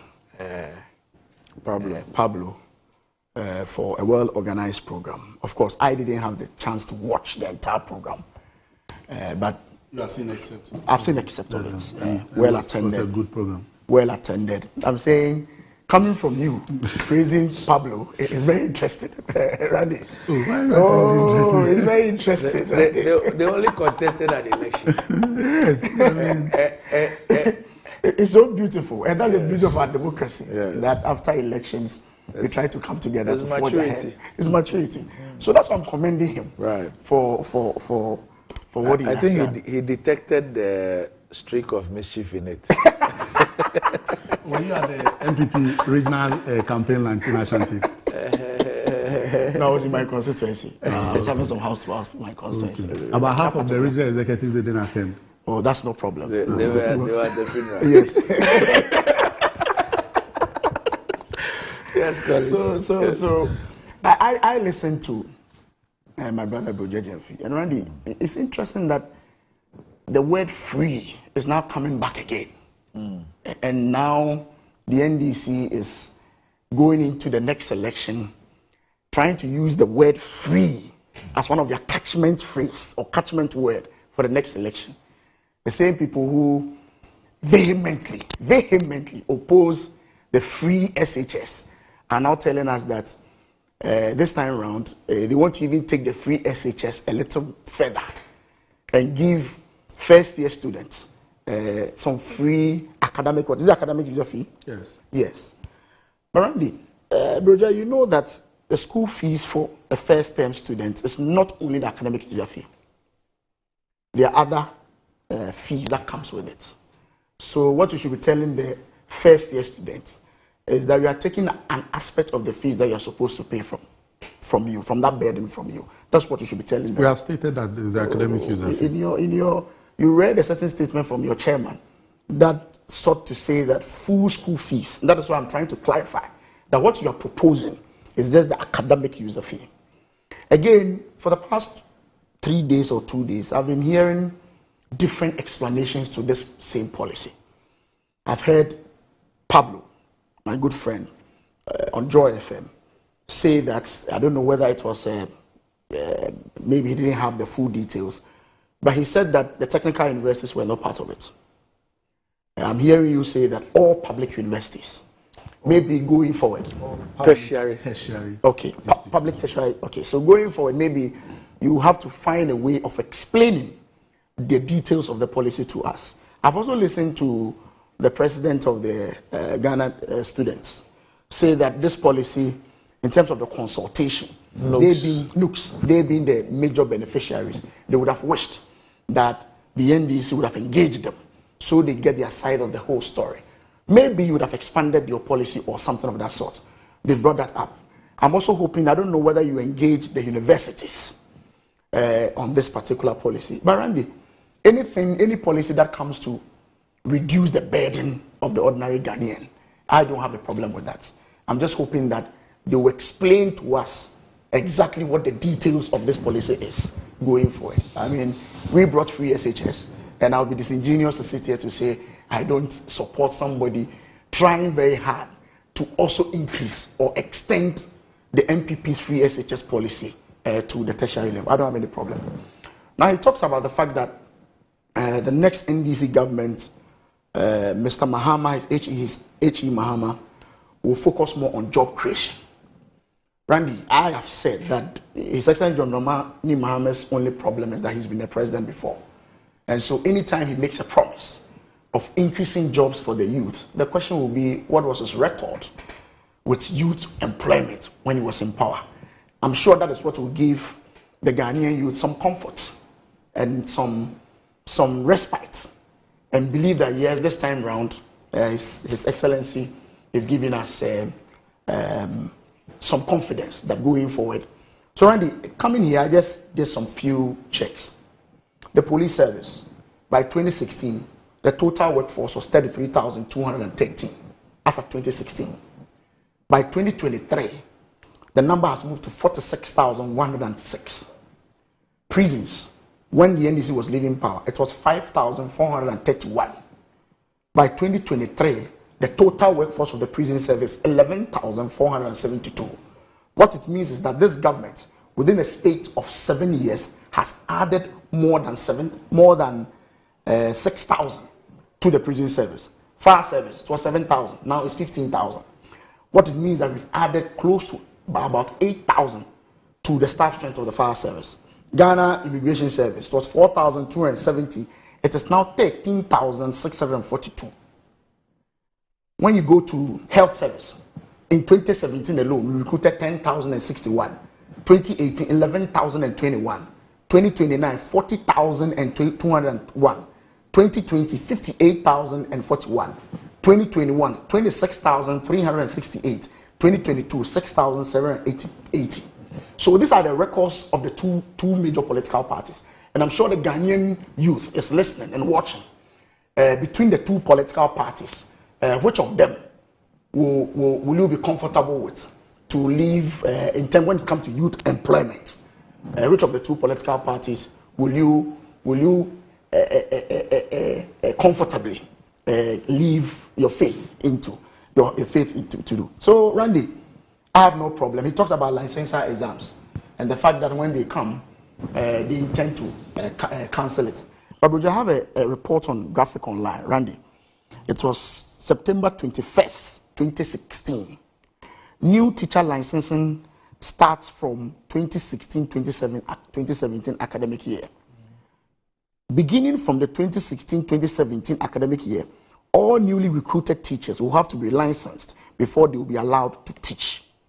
Those who are already in teaching service, who are professional teachers, will be streamlined, while those who are not professional teachers will be given temporary licenses for 3 years. The acting chief inspector of the National Inspectorate Board, Dr. Augustine Teria, who disclosed this to journalists at the day's stakeholders information sharing session on teachers' absenteeism. So this was your position. This is what I am just reading from Graphic Online. The idea was that you wanted to start this within 2016-2017. If that policy or that idea has changed, just say so. That's not correct, but I'll respond to okay, I'm reading from Graphic Online. So this is Graphic Online, September 21st. I'm not saying the report is not correct. I'm talking about your interpretation to what you have just read. Okay, maybe when you get your turn. Yeah.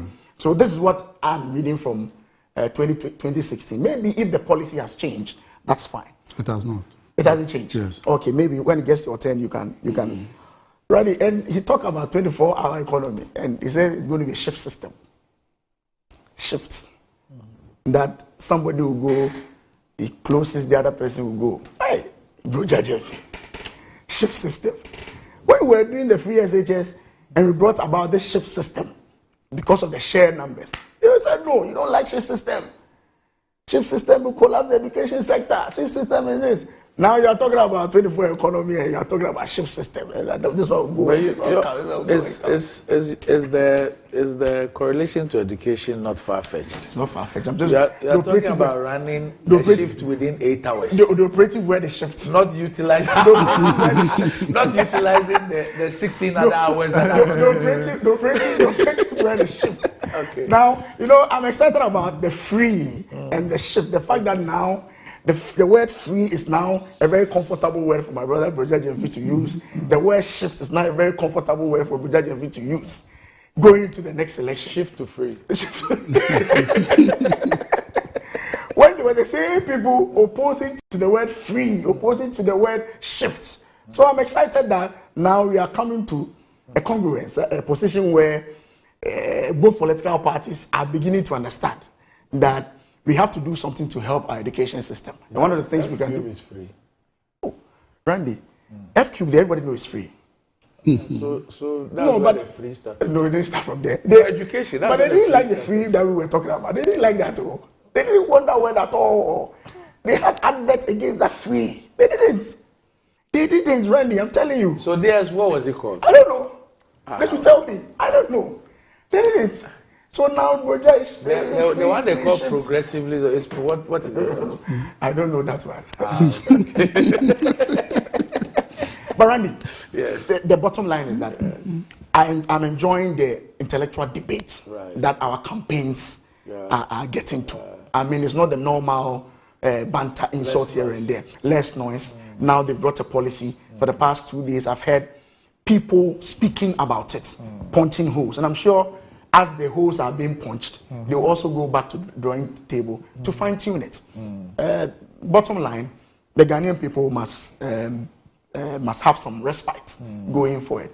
My candidate, His Excellency Dr. Mahmoud Bawumia, has indicated some policies for the youth. He has preached, he talked about the fact that he said we stole it from them.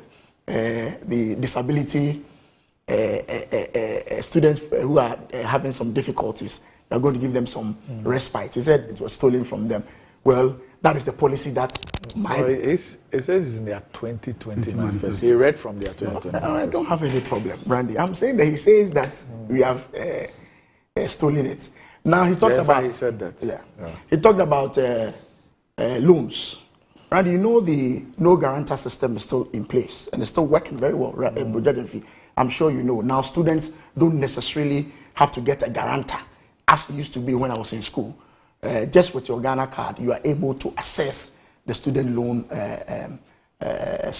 to help you with your school. So let me congratulate the youth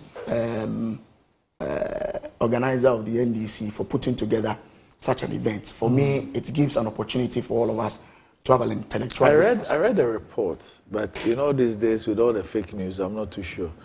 A report that suggests that your national youth organizer, Salam, says that the free year one thing was stolen from the MPP. I've not read that. I've not I read saw it. something. I mean, these days with all he said it. I've not read it. I've not seen it. And the spokesperson for the campaign also said that it's not possible.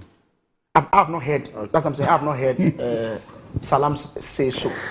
Maybe Salam has. I'm just saying I read something, but I have not been able to authenticate. Yeah, but I'm saying maybe Salam has information. But these days, you people, the level you sent the.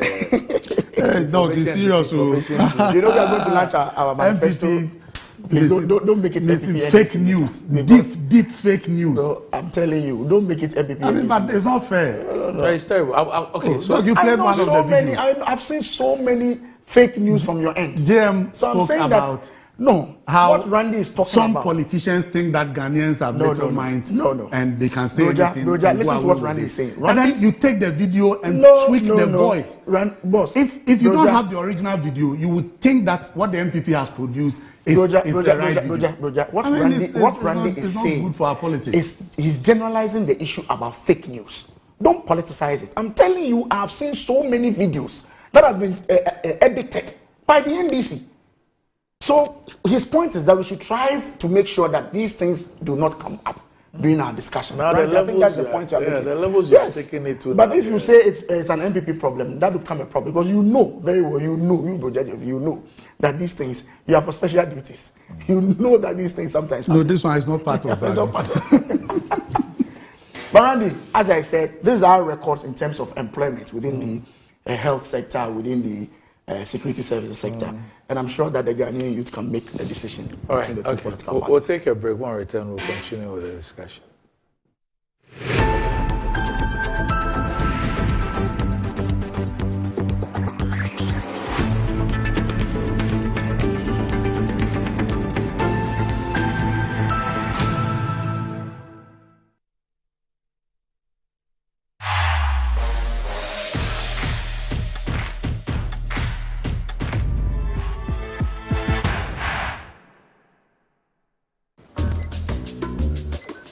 Pascal is showing his boss the efficient new technology they've installed.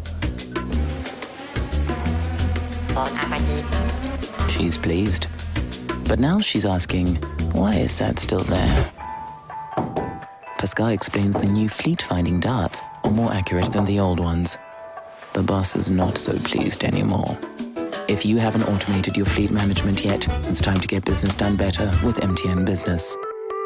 Experience the enhanced protection of Star Motor Third Party Extra from Star Assurance, an enhanced motor third party insurance policy that provides cover for loss or damage to your vehicle's windscreens, side mirrors, back glass, and other glass components. Whether it's a crack or major damage, you can drive with the assurance that your vehicle is well protected. Our commitment to you includes affordable coverage options and a claims process that is both fast and straightforward, so you spend less time dealing with paperwork and more time on the road. Also, we have proudly partnered with Hope for Little Lives, an organization dedicated to supporting children in need. By choosing Star Motor Third Party Extra, you're protecting your vehicle and making a positive impact. Every policy you buy helps bring joy and support to children in underserved communities. Reach out to us now on our toll-free numbers 0800 177 177 or 0302 245 906 to sign up. Let us help you drive with peace of mind and purpose. Star Motor Third Party Extra. Drive with confidence, give back with heart. Star Assurance, your solid partner. Anti-cavity, gum protection, brighter teeth, and fresh breath. I'm a fat missy way. Prepare banter, ma. Matias.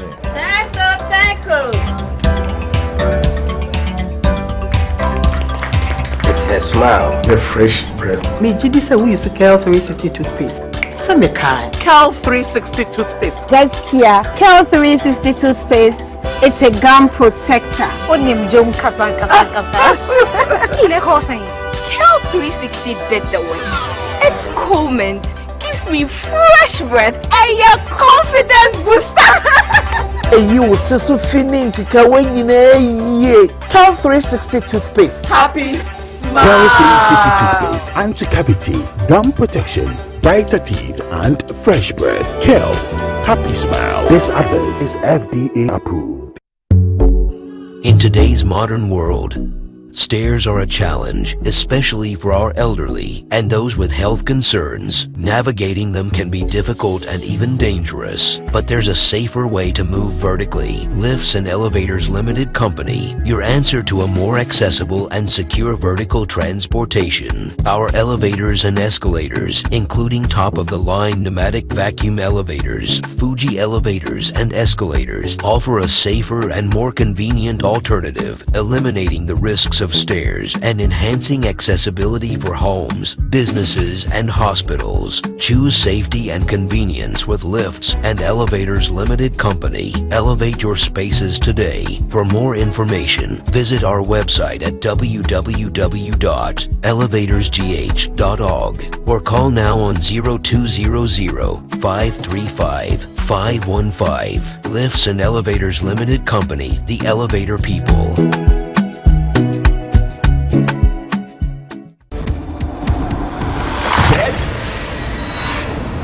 Blast. Boom! Exclusively on Betway. Win up to 300% more when you play FlyX with Win Boost from Betway. Betway, get way more.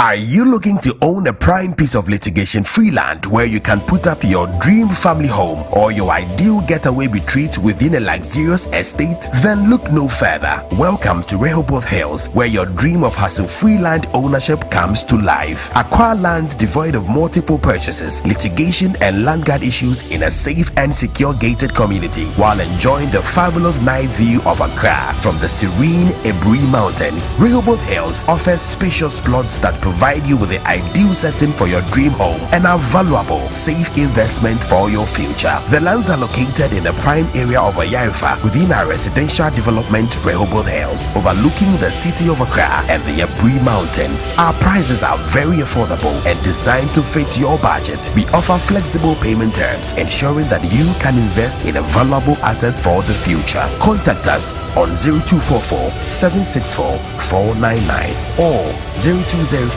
950 810 or visit our website at www.rehobothpropertiesgh.com. Rehoboth Properties, quality housing for all. Now let me tell you why you should choose Safari Valley as your conference destination. The new conference building combines modern amenities with the tranquility of nature, providing the perfect backdrop for your next seminar and corporate retreat. The only conference destination with so many activities. You don't have to travel to visit your tennis club, the gym, or the stables. They have it all. Enjoy this rooftop viewing deck, basking in the sunlight with the sight of wild animals roaming freely in their natural habitat. At my break, I'm able to practice my putting. It's a unique experience that sparks creativity and rejuvenates the mind. Visit Safari Valley Eco Resort in Ghana, bringing you closer to nature. The luckiest star 712 hash. Luck is everywhere for everyone. Lakwaha, it's my missing opportunity to be the luckiest. It's time to put some smile on your face. Still asking what luck means? At Luckiest, we believe it's more than just chance. It's joy waiting to happen. Let's go. Dial star 712 hash. Now password to tickets not as a group, individual and as a community. Now participating in the Luckiest from the 1st of July 2024. Grand draw near 30th November 2024. Luck is everywhere with the Luckiest. The Luckiest is regulated by the NLA on the Caritas platform and is not for persons below 18 years. Terms and conditions apply.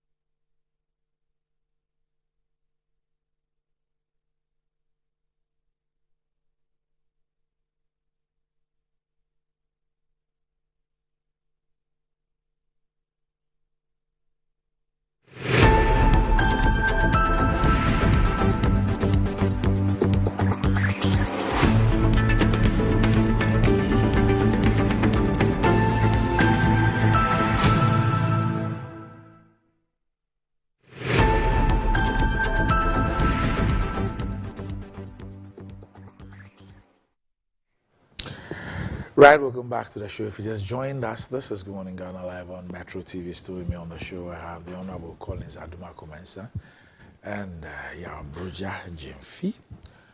Ayesoko, that Kosombo dam be big, but Betway's cash out be bigger. Betway is giving you more control over every thrilling bet you place.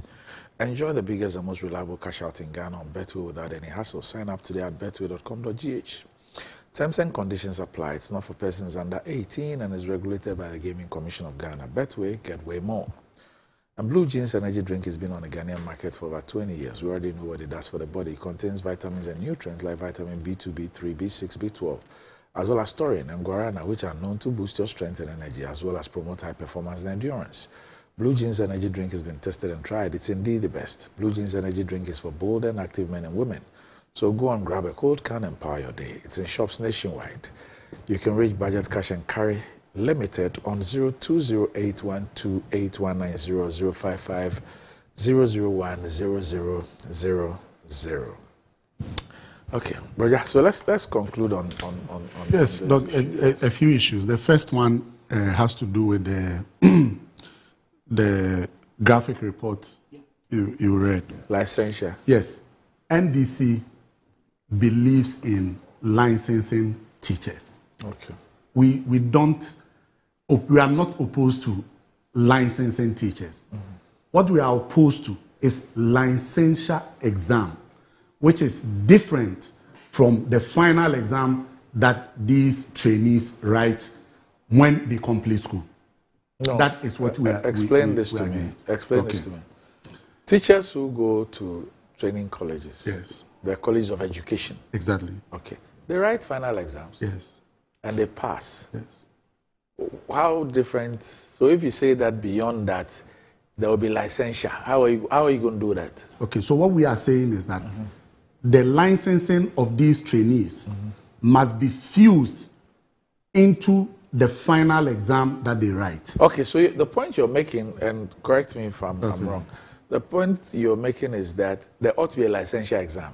But a licensure exam must be part of the final exam. Exactly. So that when you're sitting for your final exam, it includes a licensure exam. Yes, you assess the person. So you don't finish your final exam, you get certificated, Exactly. you graduate, and then you have to go and sit another exam. Before you can be posted. Okay. And this has been used by this government as a hindrance to the posting of teacher trainees. Such that if you don't pass your licensure exam, you will not be employed. And so the government uses this to keep people waiting.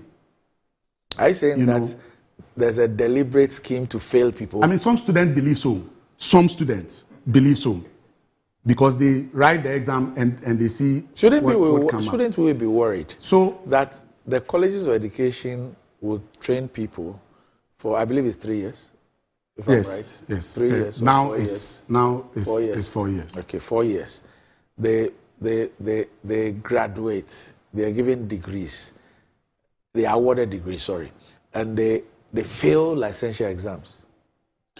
Look, the point is that there are sometimes even people write promotion exams don't pass. and they don't pass. Yes, true. I mean, the situation of exam may be quite different.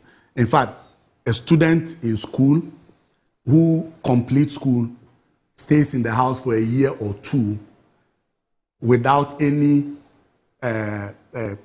guidance and all that is moved into going to write another exam. So help me understand something. You're saying that you are not against a licensure exam.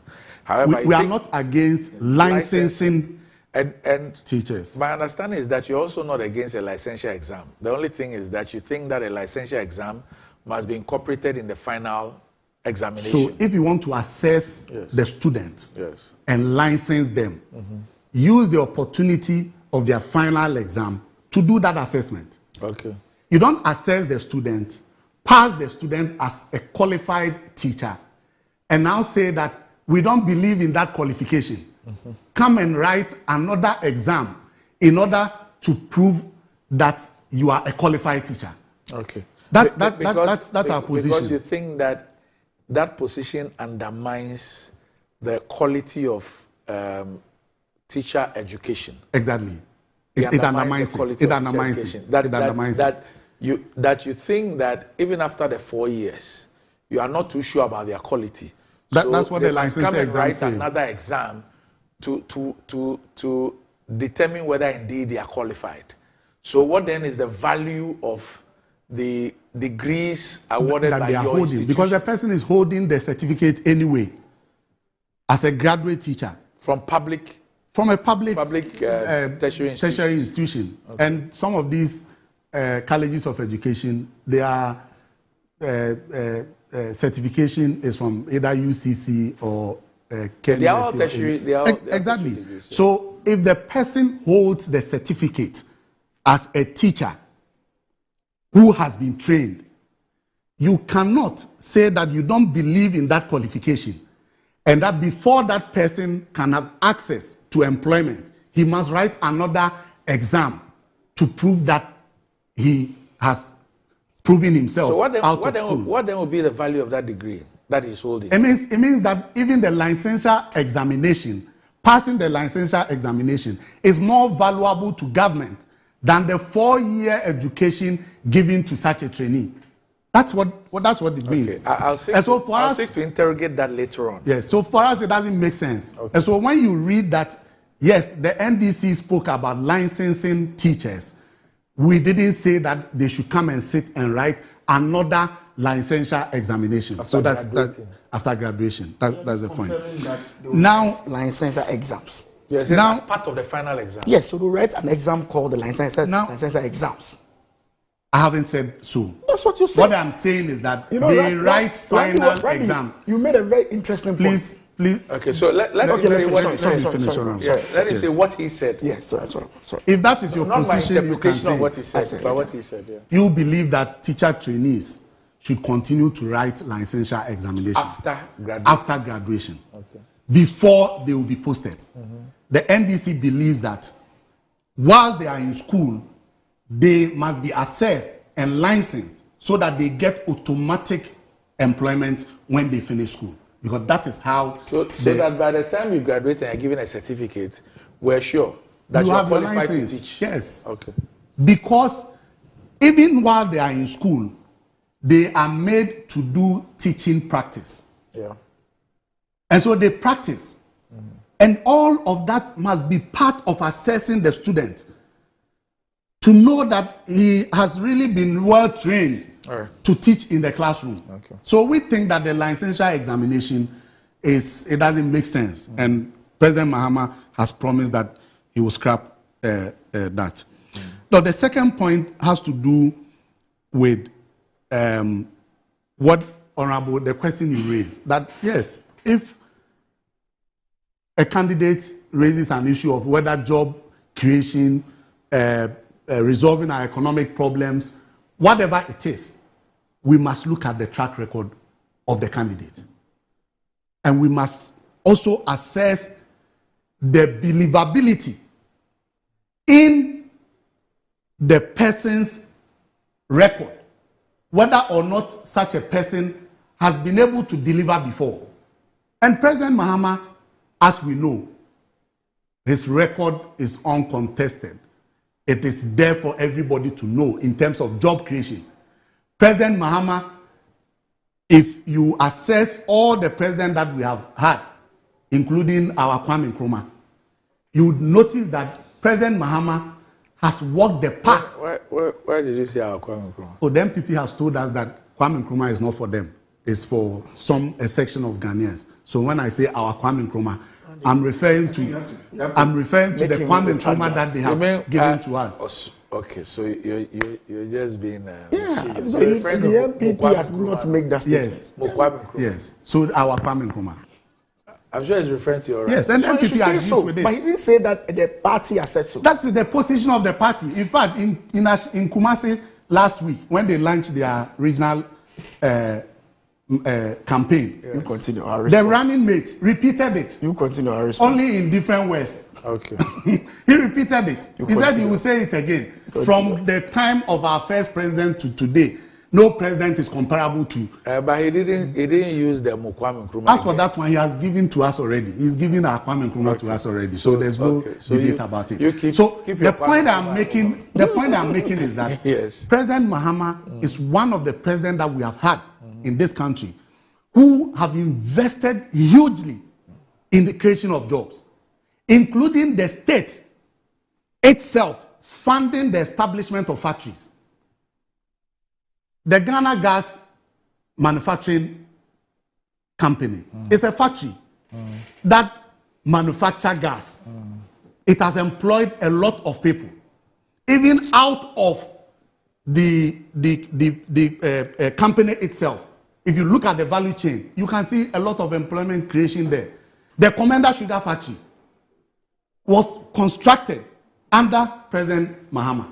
The Savannah Cement Factory, many jobs under NBSSI. We created the YES Fund to support young graduates. So John Mahama's record cannot be doubted. People know that between President Mahama and Vice President Alhaji Bawumia, they will trust President Mahama. When President Mahama says he will deliver, when he promises, you can trace the promise to something he has delivered before. We cannot say same of your candidates. So leave that one. The issue also about free. This is not the first time. You are not free. SHS was promised by you. We implemented progressive free SHS in accordance with the Constitution. The NDC gave free laptops, free sandals to students, free school uniforms, free exercise books, free textbooks. So this is not the first time NDC is engaging in any policy that is supposed to be free. Also with Doc, he spoke about, I think, the police service, that you have recruited police personnel. So that's your job creation record. It's part of it. Examples of I don't think that employments that I don't think that if you have to go into the records to know the records, please, to know the details of statistics year by year in terms of addition to the police service. Let's do that. Let us go into it. Yes, let's do that. But of course, by what means? All these numbers you have been mentioning. Yes. For the first year or two that the Ghana Police Service made an advertisement for recruitment of police personnel, we've never seen any advertisement. What you are saying is not true. You share. What you are saying is you not share true. recruitment completely false. Allocation to your MPs and your parliamentary candidates. Those who bought forms in 2021. So you cannot say that when we came to power, only 2 when weeks. you do that, what it exposes you. Police, hold on. One of the qualification criteria for entering into the Ghana Police Service is age. It's age. So you cannot tell us that you advertised in 2018 and people, they are still waiting, they are not growing, and you are still employing all those persons. When you say those things that you advertised some years back, and so you are dealing with the backlog, it doesn't work like that. No security agency works like that, because age and in fact other characteristics, physical inspection, height, all of those things are determined before you are recruited. So if you do an advertisement in 2018 and those persons who were supposed to qualify even by age are still qualified in 2024, I would question that process and would wish that the police service publishes the names of those people and the details, their ages, when they applied in 2018 or 2019. So this sham recruitment that you have done should not turn into a positive record for you.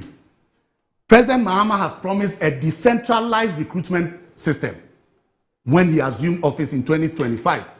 We want to take recruitment of the security services to the regional capitals, at the regional levels, so that every region, every person of ethnicity, religion, color, whatever, can have equal opportunity to enter into the police service. This is far better than sharing slots for your MPs and parliamentary candidates and denying Ghanaian youth the opportunity to also join the service. And for your information, as part of the 24-hour economic policy implementation, the NDC is going to engage in a mass recruitment of police personnel, of prison service personnel, and other security agencies in order to beef up security to protect the 24-hour economic policy, so that those who provide services within 24-hour services, those who want to benefit from those services, who patronize those services, can be protected. And that is what we have promised. And we are going to deliver. Ghanaians believe President Mahama because he has delivered before. His record is scattered across the country. Indeed, he said that posterity was going to be his judge. And time has shown that President Mahama is far, far better than this, your abysmal administration. In fact, if you have to be a shadow of President Mahama's record, then you pale. We can't even see that shadow. We can't even see it. You promise us heaven, and you've delivered us to the last point, the bottom of hell. We are suffering in this country. Ghanaians cannot fend for themselves. People are really struggling. The cost of living is high, sky high, rocketed. People cannot buy fuel, and all of these things. We can't trust even President Akufo-Addo, not to talk of Dr. Bawumia, whose record of lying is in abundance. When you search on the internet, you can find his footprint all over, all the things that he said that he would deliver for us. He couldn't. He said he would give us concrete roads. We haven't seen them. In 18 months, no village or community will have a toilet or water problem. We still have it. many of these lies. He has arrested the city. Now the city has broken jail and is crossing 16 Ghana cities to a city. So we cannot trust Vice President Mahmoud Bawumia. And I will be very shocked. I would want to wait to see his performance in this election. And it is going to communicate to politicians all across Africa that take the people seriously. Don't lie to them. Tell them the truth. Let them know the situation, what you can do and what you cannot do. Don't come and tell us that you are going to head the economic management team and later now move from the economy to digitalization. Face the people and tell the people what you can do. As it stands now, we don't know whether he has repented, but as we know him, nobody believes anything that Vice President Mahmoud Bawumia tells the people of Ghana. We don't give it not even a pinch of salt. Do we see in all the things that he has been telling us? The street is complaining about betting tax. You say that vote for me before I will remove it. Who will trust you for that? President Mahama has been very consistent. He says that we will remove the betting tax. We were opposed to the e-levy. We demonstrated it even in Parliament. Your side of Parliament passed e-levy. But Mahmoud Bawumia is telling us today that he will remove e-levy. Who is going to trust such a statement? So we will believe President Mahama to deliver for us the Ghana that we all want, the Ghana that we all desire, the Ghana that will give meaningful jobs to Ghanaian youth, the Ghana that will cater for our older generation who have spent many years in investing towards their pension. And today, by a stroke of a pen, by the mismanagement and the record of a finance minister who is waiting to come back, you have seized all of these investments. We can't give Akufo-Addo a third term and see his cousin back to the finance ministry. He's still hovering around. Ken Ofori-Atta has not left the financing management of our country. He's still the one advising President Akufo-Addo on finance. He's at the presidency. He's the one that leads Ghana's delegation when we have to deal with any financial issue outside of the country. He's still around. We can't have him back. Our Greek minister is backing and saying that they will never hand over. We know why he's talking like that. Because he's still interested in the Senate hotels. He wants NPP to come back so that the deal will be reintroduced. You won't have it. All of these things that you are doing. Yes, you see what you are doing, the things that you appear to be. You appear to be. Just relax. No, hold on. No, these are very important issues. I mean, you are the just things that you appear to be pressing some brakes on. They are all deception. We can see through them. With some specifics. You want another opportunity to reintroduce Akufo-Addo's governance. You want another opportunity. And Doc, I'm telling you, in the unlikely event that Bawumia is president, Ofori-Atta is going back to the finance ministry. Why is he getting this? Brian Champa is going back to buy the Senate hotels. All the things they appear to be giving Ghanaians some hearing. Getting all these things from. We are going back to all those issues. So if we don't want it, then we don't want them. They should leave and hand over to President Mahama to deliver for us a prosperous Ghana that we all want. Are you done? Yes. This is Good Morning Ghana. This is Good Morning Ghana. Yes, good morning. I mean, yes, but you have to state facts. Who told you that when Bawumia becomes president, Ken Ofori-Atta becomes finance minister? Is he not still within the finance? See, I'm saying this is Good Morning Ghana. Here, it is fact. You cannot just make any statement and say that when Bawumia becomes president. Yes, that's my analysis. What analysis is that? So Ken Ofori-Atta will not become finance minister. Are you assuring Ghanaians? Has Bawumia told you that when he becomes president? But he has not said that the man will not come back. Why are you there conjecturing? But the man is still around. Why are you conjecturing? I am saying that be factual with your analysis. What you are saying, listen. Why you don't want Ken Ofori-Atta to be finance minister again? Listen, if you want us to go this way, you mar the beauty of the program. You proceed. It was just specific. I was talking about, you said Mr. Mahama says when he comes back, he's going to give the youth employment. I then indicated to you what Dr. Mahmoud Bawumia and Akufo-Addo have done in terms of recruitment. You have not rebutted any of the figures I'm giving. But you are telling me that when Mahama was in power, he gave some jobs. Where are the jobs? You've not given any figures. Nothing. All you are saying is that Ghana gas has been built. I'm giving you figures. You are talking about licensure exams and that we are trying very hard to stop people from being posted. This is the data of the number of teachers we have employed. Show me yours. This is the data. Listen, diploma student, 2027-2028, 14,710. Where is your record? You are not even demonstrating any record. All you are saying is that Mahama has done. Where is it? Show me. I am telling you what we have done.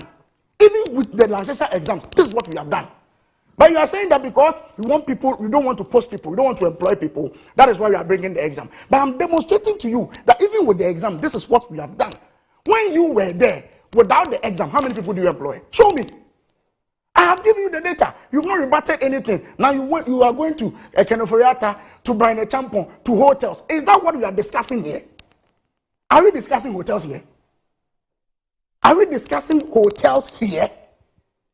Please, if you go that way, then it becomes a free-for-all discussion. Then you are not being fair. You are using some very strong words against my flag bearer because my flag bearer had made a statement and had not fulfilled. If I pick the 2013 manifesto of the NDC, that was led by His Excellency John Dramani Mahama, and I tell you the number of promises he made and those that were not fulfilled, do I call Mr. Mahama a liar? Am I in the position to refer to His Excellency John Dramani Mahama as a liar? Don't do that. Don't go that way at all. Please, please, please, please. Don't start that kind of debate. I am saying that you are promising us jobs for the youth. Where is the record? You have the power. You were vice president. You were president. Where is your record on the employment you've given? I have given you my record. You are not rebutting my record, but you are telling me that the champion wants to buy a hotel. Is that what people want to hear? That is not it. And that's what I'm telling you, that this is Good Morning Ghana. And in Good Morning Ghana, you have to be factual. You cannot come here and say that when Baumia becomes president, he's bringing Kedovrata as finance minister. How does that statement you just made justify the point you are making that Mr. Mahama has created more jobs, His Excellency John Mahama has created more jobs? How does that justify it? How does that justify it? Without backing with any documentation. Nothing.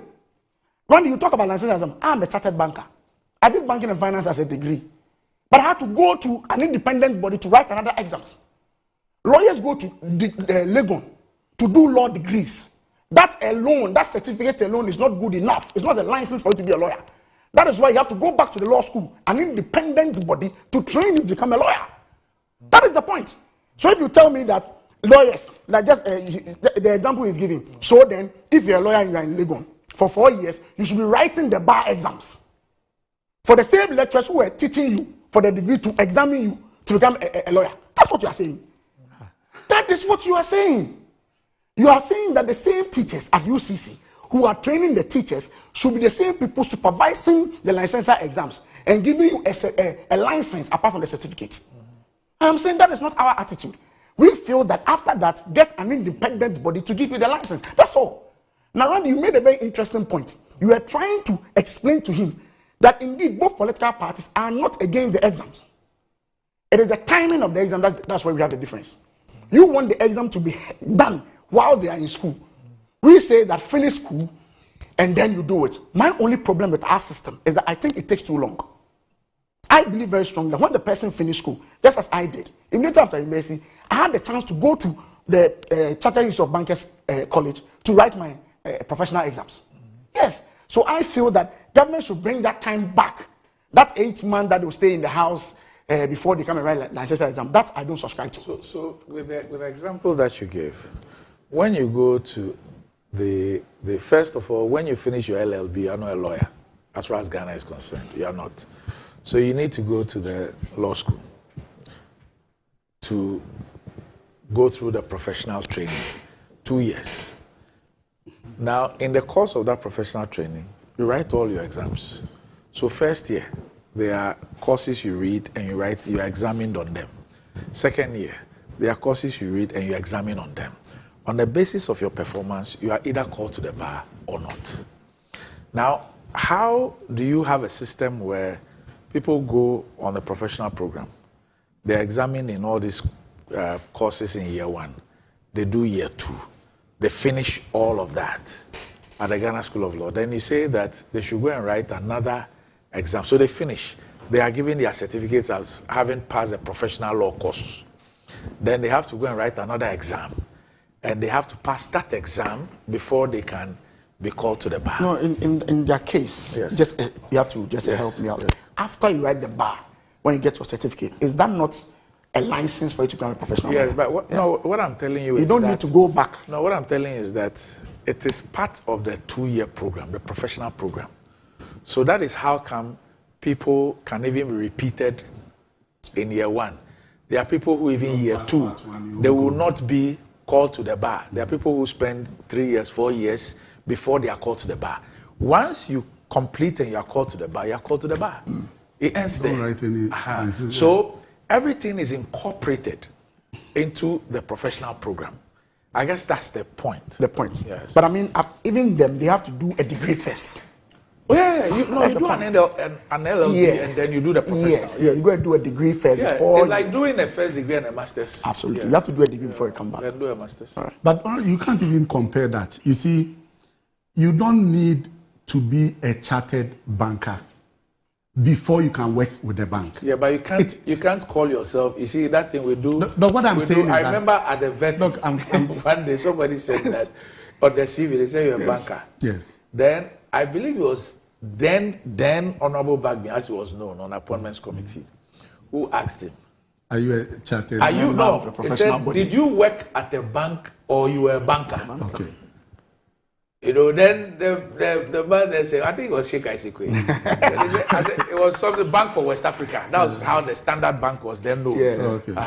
So he had put in there, I think he was a banker. So it was Honorable Bank who asked him, Doc, my point is, did you work at a bank or you're a banker? He said, look, if it's a problem, cancel it. Doc, my point is that. So we have a lot of people who work. Yes, it is not a requirement but they say to work with the bank. Yes. Maybe for some positions within the bank, you are expected to be a chartered banker. That is a different and totally different situation. But in a situation with accountants, you know that you have a PhD in accounting, but they will not refer you as an accountant. You have to go to ICA. The not only body ICA, there are many. Absolutely. There are other professional bodies, whether with the American or British or even Ghana. But licensing teachers, for me, it's quite not, different. It's something that we ought to support. I think it's how it's structured.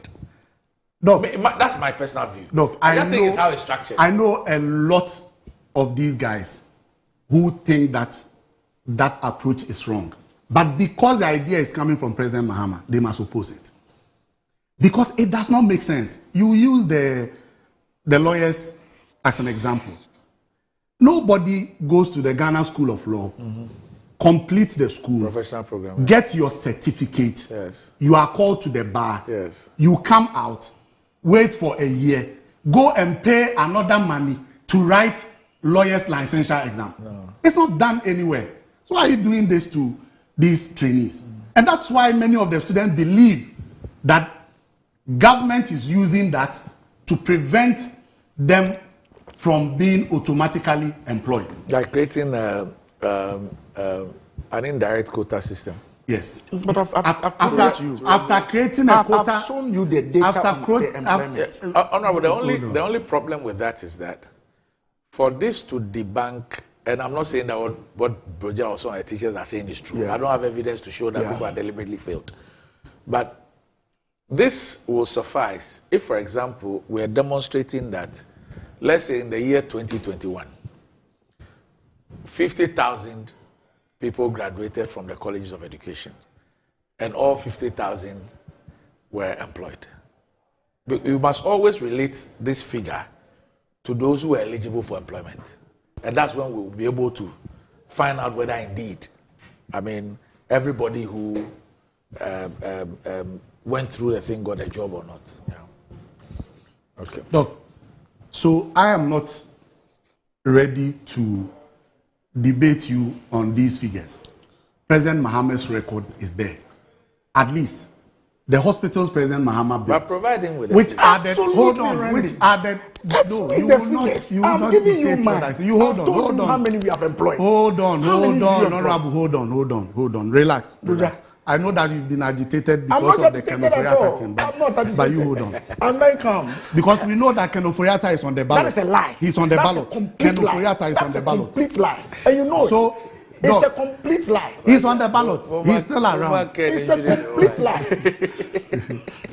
Dog, at least. Why is sleeping alabone you put to a disturbing? There are about 5,000 new beds that President Mahama added onto our hospital situation that we have in the country. Has created about 100,000 jobs. Talk of nurses, doctors, persons who work in other departments in the hospital, persons who even depend on the hospital. We know the graduate employment support program provided about 2,000 jobs. We have all these figures. Kumasi Shoe Factory provided over 2,000 jobs. We know about all these figures. Ghanaians are aware what President Mahama did. He supported the pharmaceutical industry. That created a lot of jobs. Today, Ghana's pharmaceutical industry is the best, and it exports to many West African countries. This created number of jobs. The data is there. That is not what we are interested in. What we are interested in is that President Mahama has the record, and Ghanaians believe him, that when he's voted into office, he will deliver on the 24-hour economic policy. He will deliver on the Ejumera policy that will introduce 10,000 new entrepreneurs. Annually, every year, we target to give support, mentorship to over 10,000 Ghanaians. And this is going to bring on board about 40,000 new entrepreneurs who are also going to employ other persons. Check the figures. If each of them is employing 5 to 20 persons to work with as an entrepreneur, look at the number of jobs that will be created. This is not one of these whimsical 1D, 1F, where you go to provide some little support to existing companies, paint their walls, and announce that you have created jobs. So that is what President Mahama is going to do. But, Honorable, don't forget, this is Good Morning Ghana. Yes. And people must be reminded, there are a lot of things that your government started doing that because of public outcry and because election is ahead of us, you are pretending that you are listening to Ghanaians. Ghanaians know that all those issues are on the ballot, including the SNIT hotels. You stopped the SNIT, the purchase of the hotels, because the labor unions decided to go on a nationwide sit-down strike.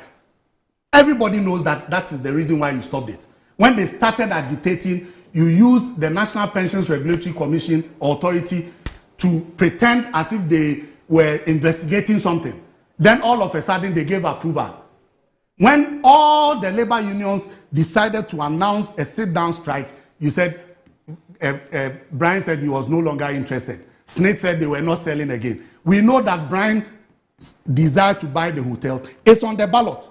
That if we vote for Bawumia, you will sell the hotels to him. We know that Kenoforiata, the public outcry against this man, when he started borrowing and benefiting from the borrowing, beginning from March 2017, he went for the first Eurobond, $2.25 billion, selling the bond to his business partners, Franklin Templeton. It went to Shraj.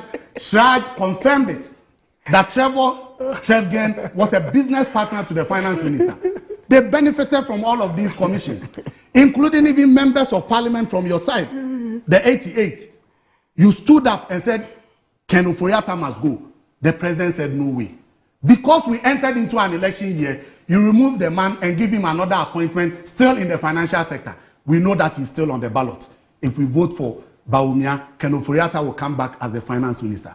And many Ghanaians will take a decision on it because he's the man that sent many of these young people home. Persons who were working in the banking sector, you collapse people's banks for no reason and send all these persons packing home. They have no employment today. You borrowed and borrowed and borrowed and introduced something called a debt restructuring and took over people's savings. You have postponed people's savings beyond the life that they are even going to live. And you think that Ghanaians are not concerned that this man is still lurking around to turn and come back as a finance minister. Ken Oforiatta is on the ballot. I hear you. And Ghanaians know about it. I hear you. All right. Okay. We need to go. Yes. I just wanted to ask you a question, and that will be just final. So what would you say, with the figures that you mentioned and all that, what would you say to somebody who says that the data shows that the unemployment rate has risen from about 8% to 14%, which means that our unemployment situation is deteriorating. So yes, some jobs have been created, but our unemployment situation is getting worse. But Randy, unemployment ratio is a factor of even the population. Yes. The size of the population. Yes. So you could have imagined if this data I'm giving you from 2017, the number of people we have been able to employ, if this government had not employed this number of people, the figure we'll be talking about. So does that not tell us, in terms of how we determine our employment and unemployment rates, does that not tell us that it's not just about providing some employment and perhaps in nominal terms saying that I did better than you employed 5,000, I employed 6,000, and that you are expected that because of the increase in employment and all that, because we were to do that argument, maybe the person who came after Kwame Nkrumah would have said that, well, Kwame Nkrumah employed 1,000 teachers. I employed 1,100, and therefore I've done better. But we obviously know that that is not how we look at it. Maybe the 1,000 teachers at that time meant that we had maybe one teacher to 100 people. The 1,100 would perhaps mean that we have one teacher to 2,000 people. So although in those nominal terms, you might say that I employed 100 more, the impact, the effect would perhaps be minimal or negligent. And so that's how come maybe in nominal terms, and I'm not saying that's the data, but maybe in nominal terms, you could have done better than somebody else. But then when it comes to employment, we would realize that we are degenerating, because as the population increases, the expectation, you're supposed to do more.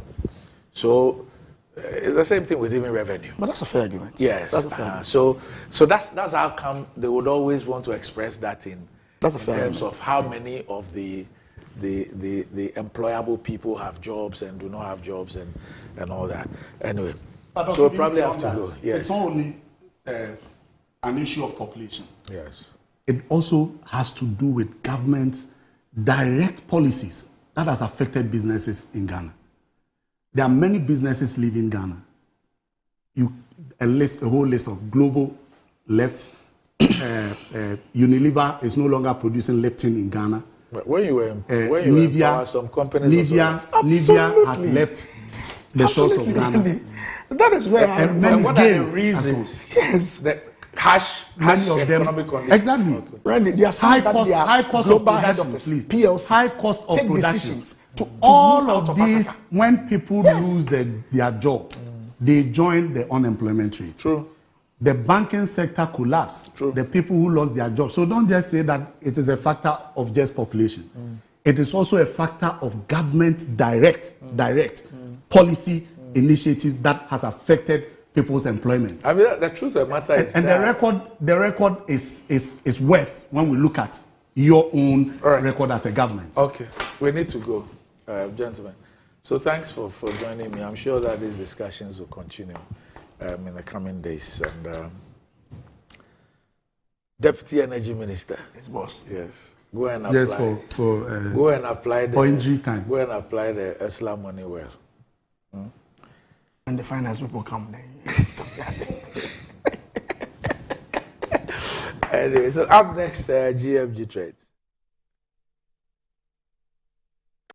You see, people believe that Ghanaians are small-minded. and that you can tell them anything just to win their votes so that you can win political power. NDC is not that kind of party. I'm not that kind of person. As I said in the past, I believe that Ghanaians are small-minded, and that you can tell them anything just to win their votes so that you can win political power.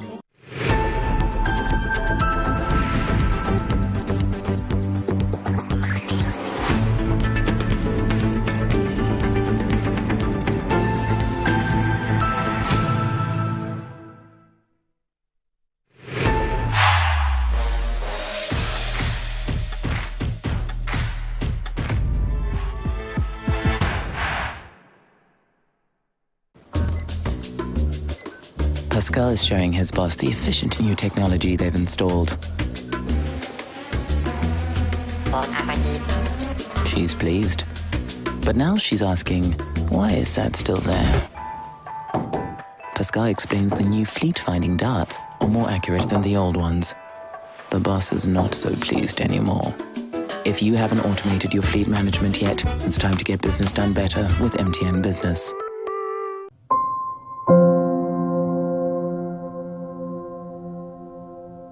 Ama, nansi mi jeno wo bin enko ye kwa o. Ama ma ye bohu se kontomra akija. Nansi me hu se me nyo basima kra. Ama me kunu ni me into kwankwa. Oh you right.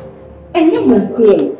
Give us JC mixture and any capsules. Aye num boom. En ho asem na mo kana.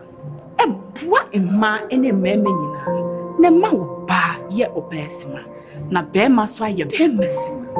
Ya, we the boy I'm a Ghanian sour the shelly bottom. No, when you yan and into sessing you all you chop one.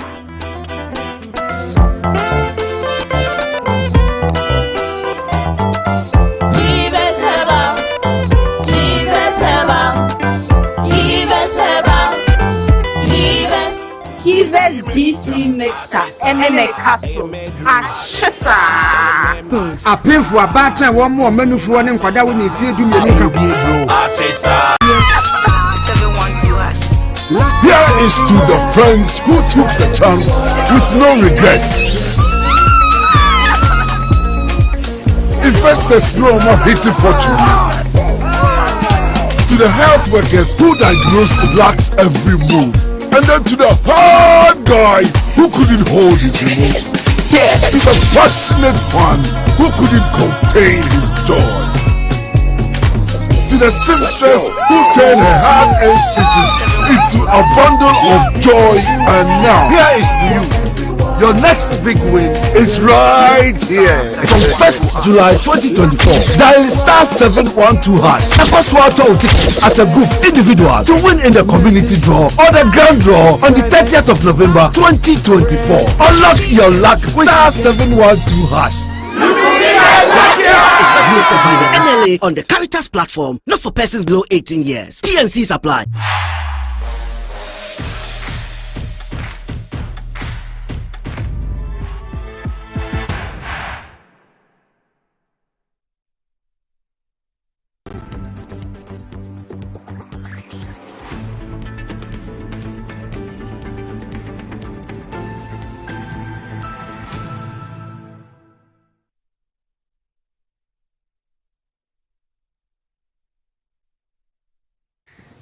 Right, welcome back to the show. If you just joined us, this is Good Morning Ghana live on Metro TV. Time to check out what is trending on social media with Desi, the star boy, Mr. Kweku Danso. Dr. Randy Abbey, good morning. Good morning, sir. Good morning to our viewers out there. This one is quite a cold one, so please be careful as you step out to go to work today or you're going to class, whichever way. Make sure you carry an umbrella with you or a raincoat. You need an umbrella for the cold. Was that in Sunoroba? Just like the rains, they do some way.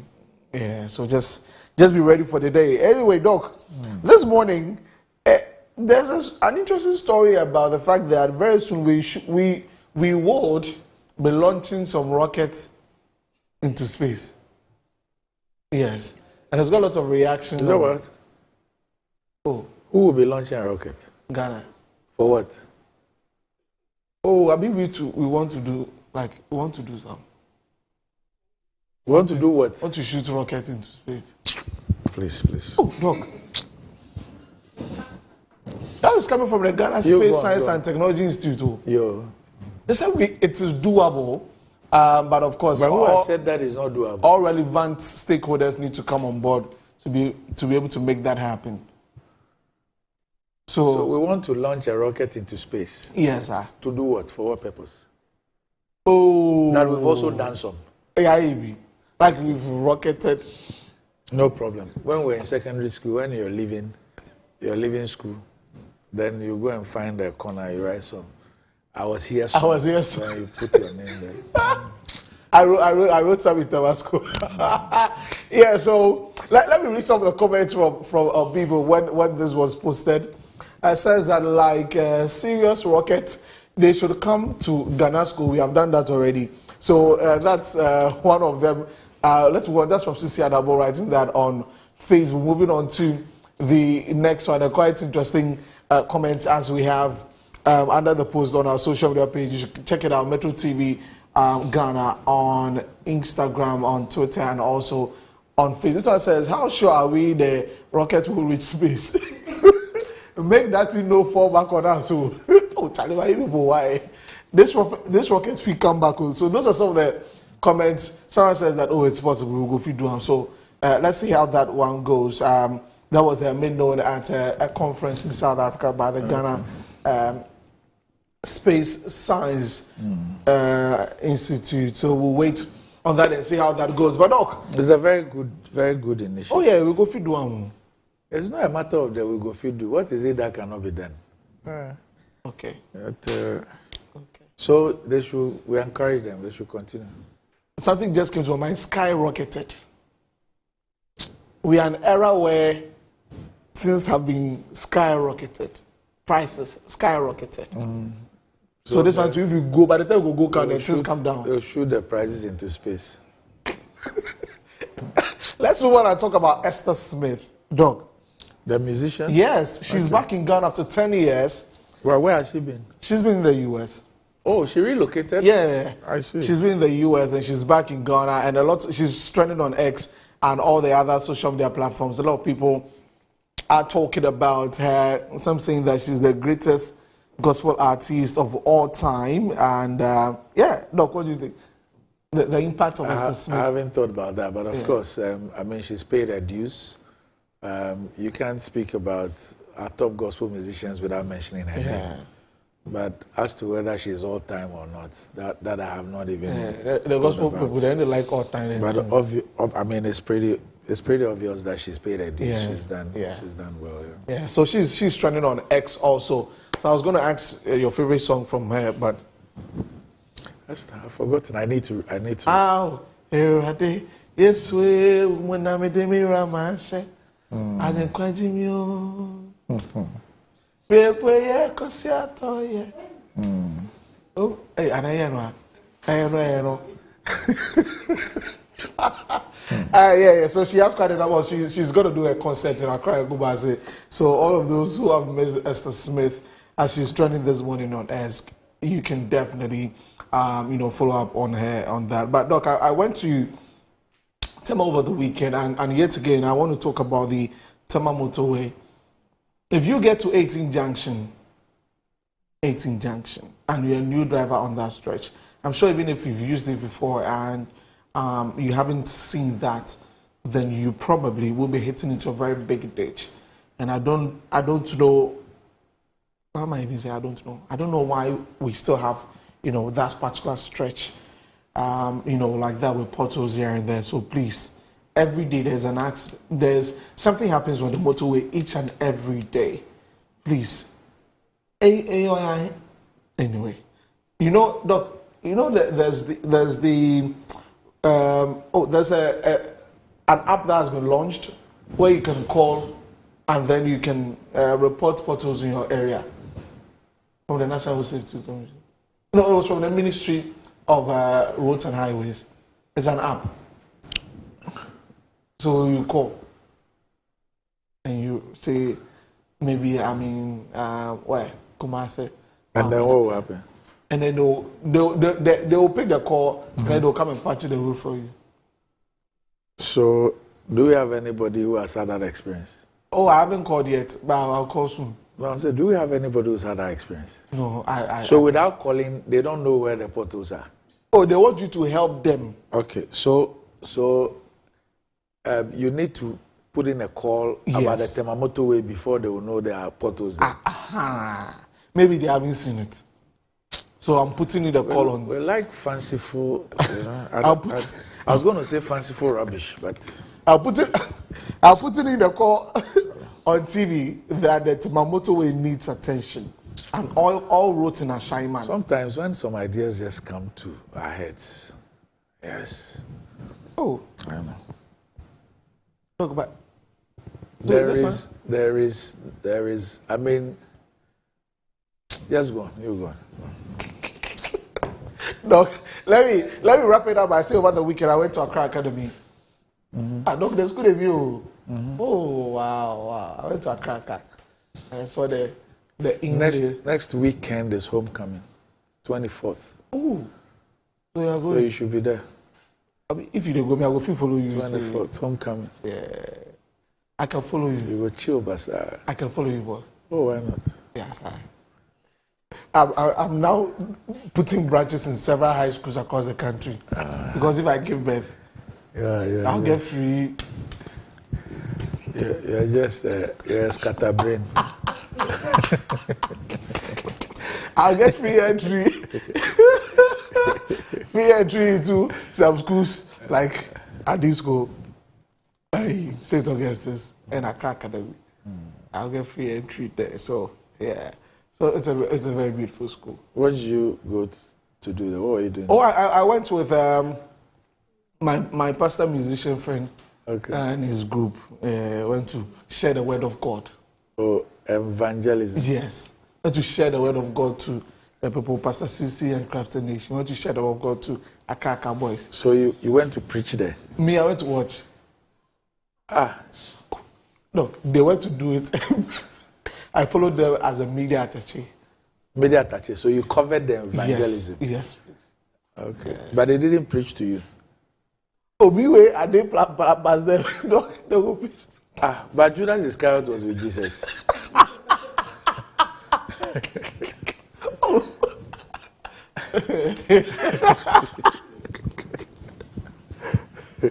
Let me wrap up and go. Let me wrap up and go. Today is UEFA Super Cup. Yes. Real Madrid versus Atalanta. Yeah, look who's winning. My bet is on Atlanta. I want them to cause an upset. Well, I'm with you. That's how come we'll cause upsets this season. I'm sure Liverpool will be losing games. Who? Oh, Chelsea, of course. Okay. I'm told you have four squads. You have signed about 60 players. You have like 7 goalkeepers.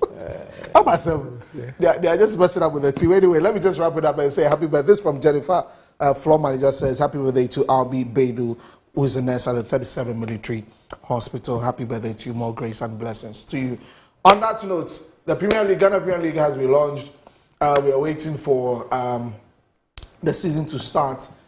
Go and support Pando Heart of Lions. Starting the weekend of the 6th to the 9th. Yeah. Support Heart of Lions. Yes. Yes, go to Pando, the park, and go and support Heart of Lions. Our first game is at Doma against Aduana Stars. So we're playing away our first game. And guess what? Our second game, which is our first home match. Is against Accra Sofa. That is why I found out asking which team I support. Because I support Hearts by affiliation. By affiliation, I'm a Lions fan also. That's it for the Dress Today, Doc. All right. Yeah. Okay. So enjoy the rest of the day. Yes. And up next, Metro Sports.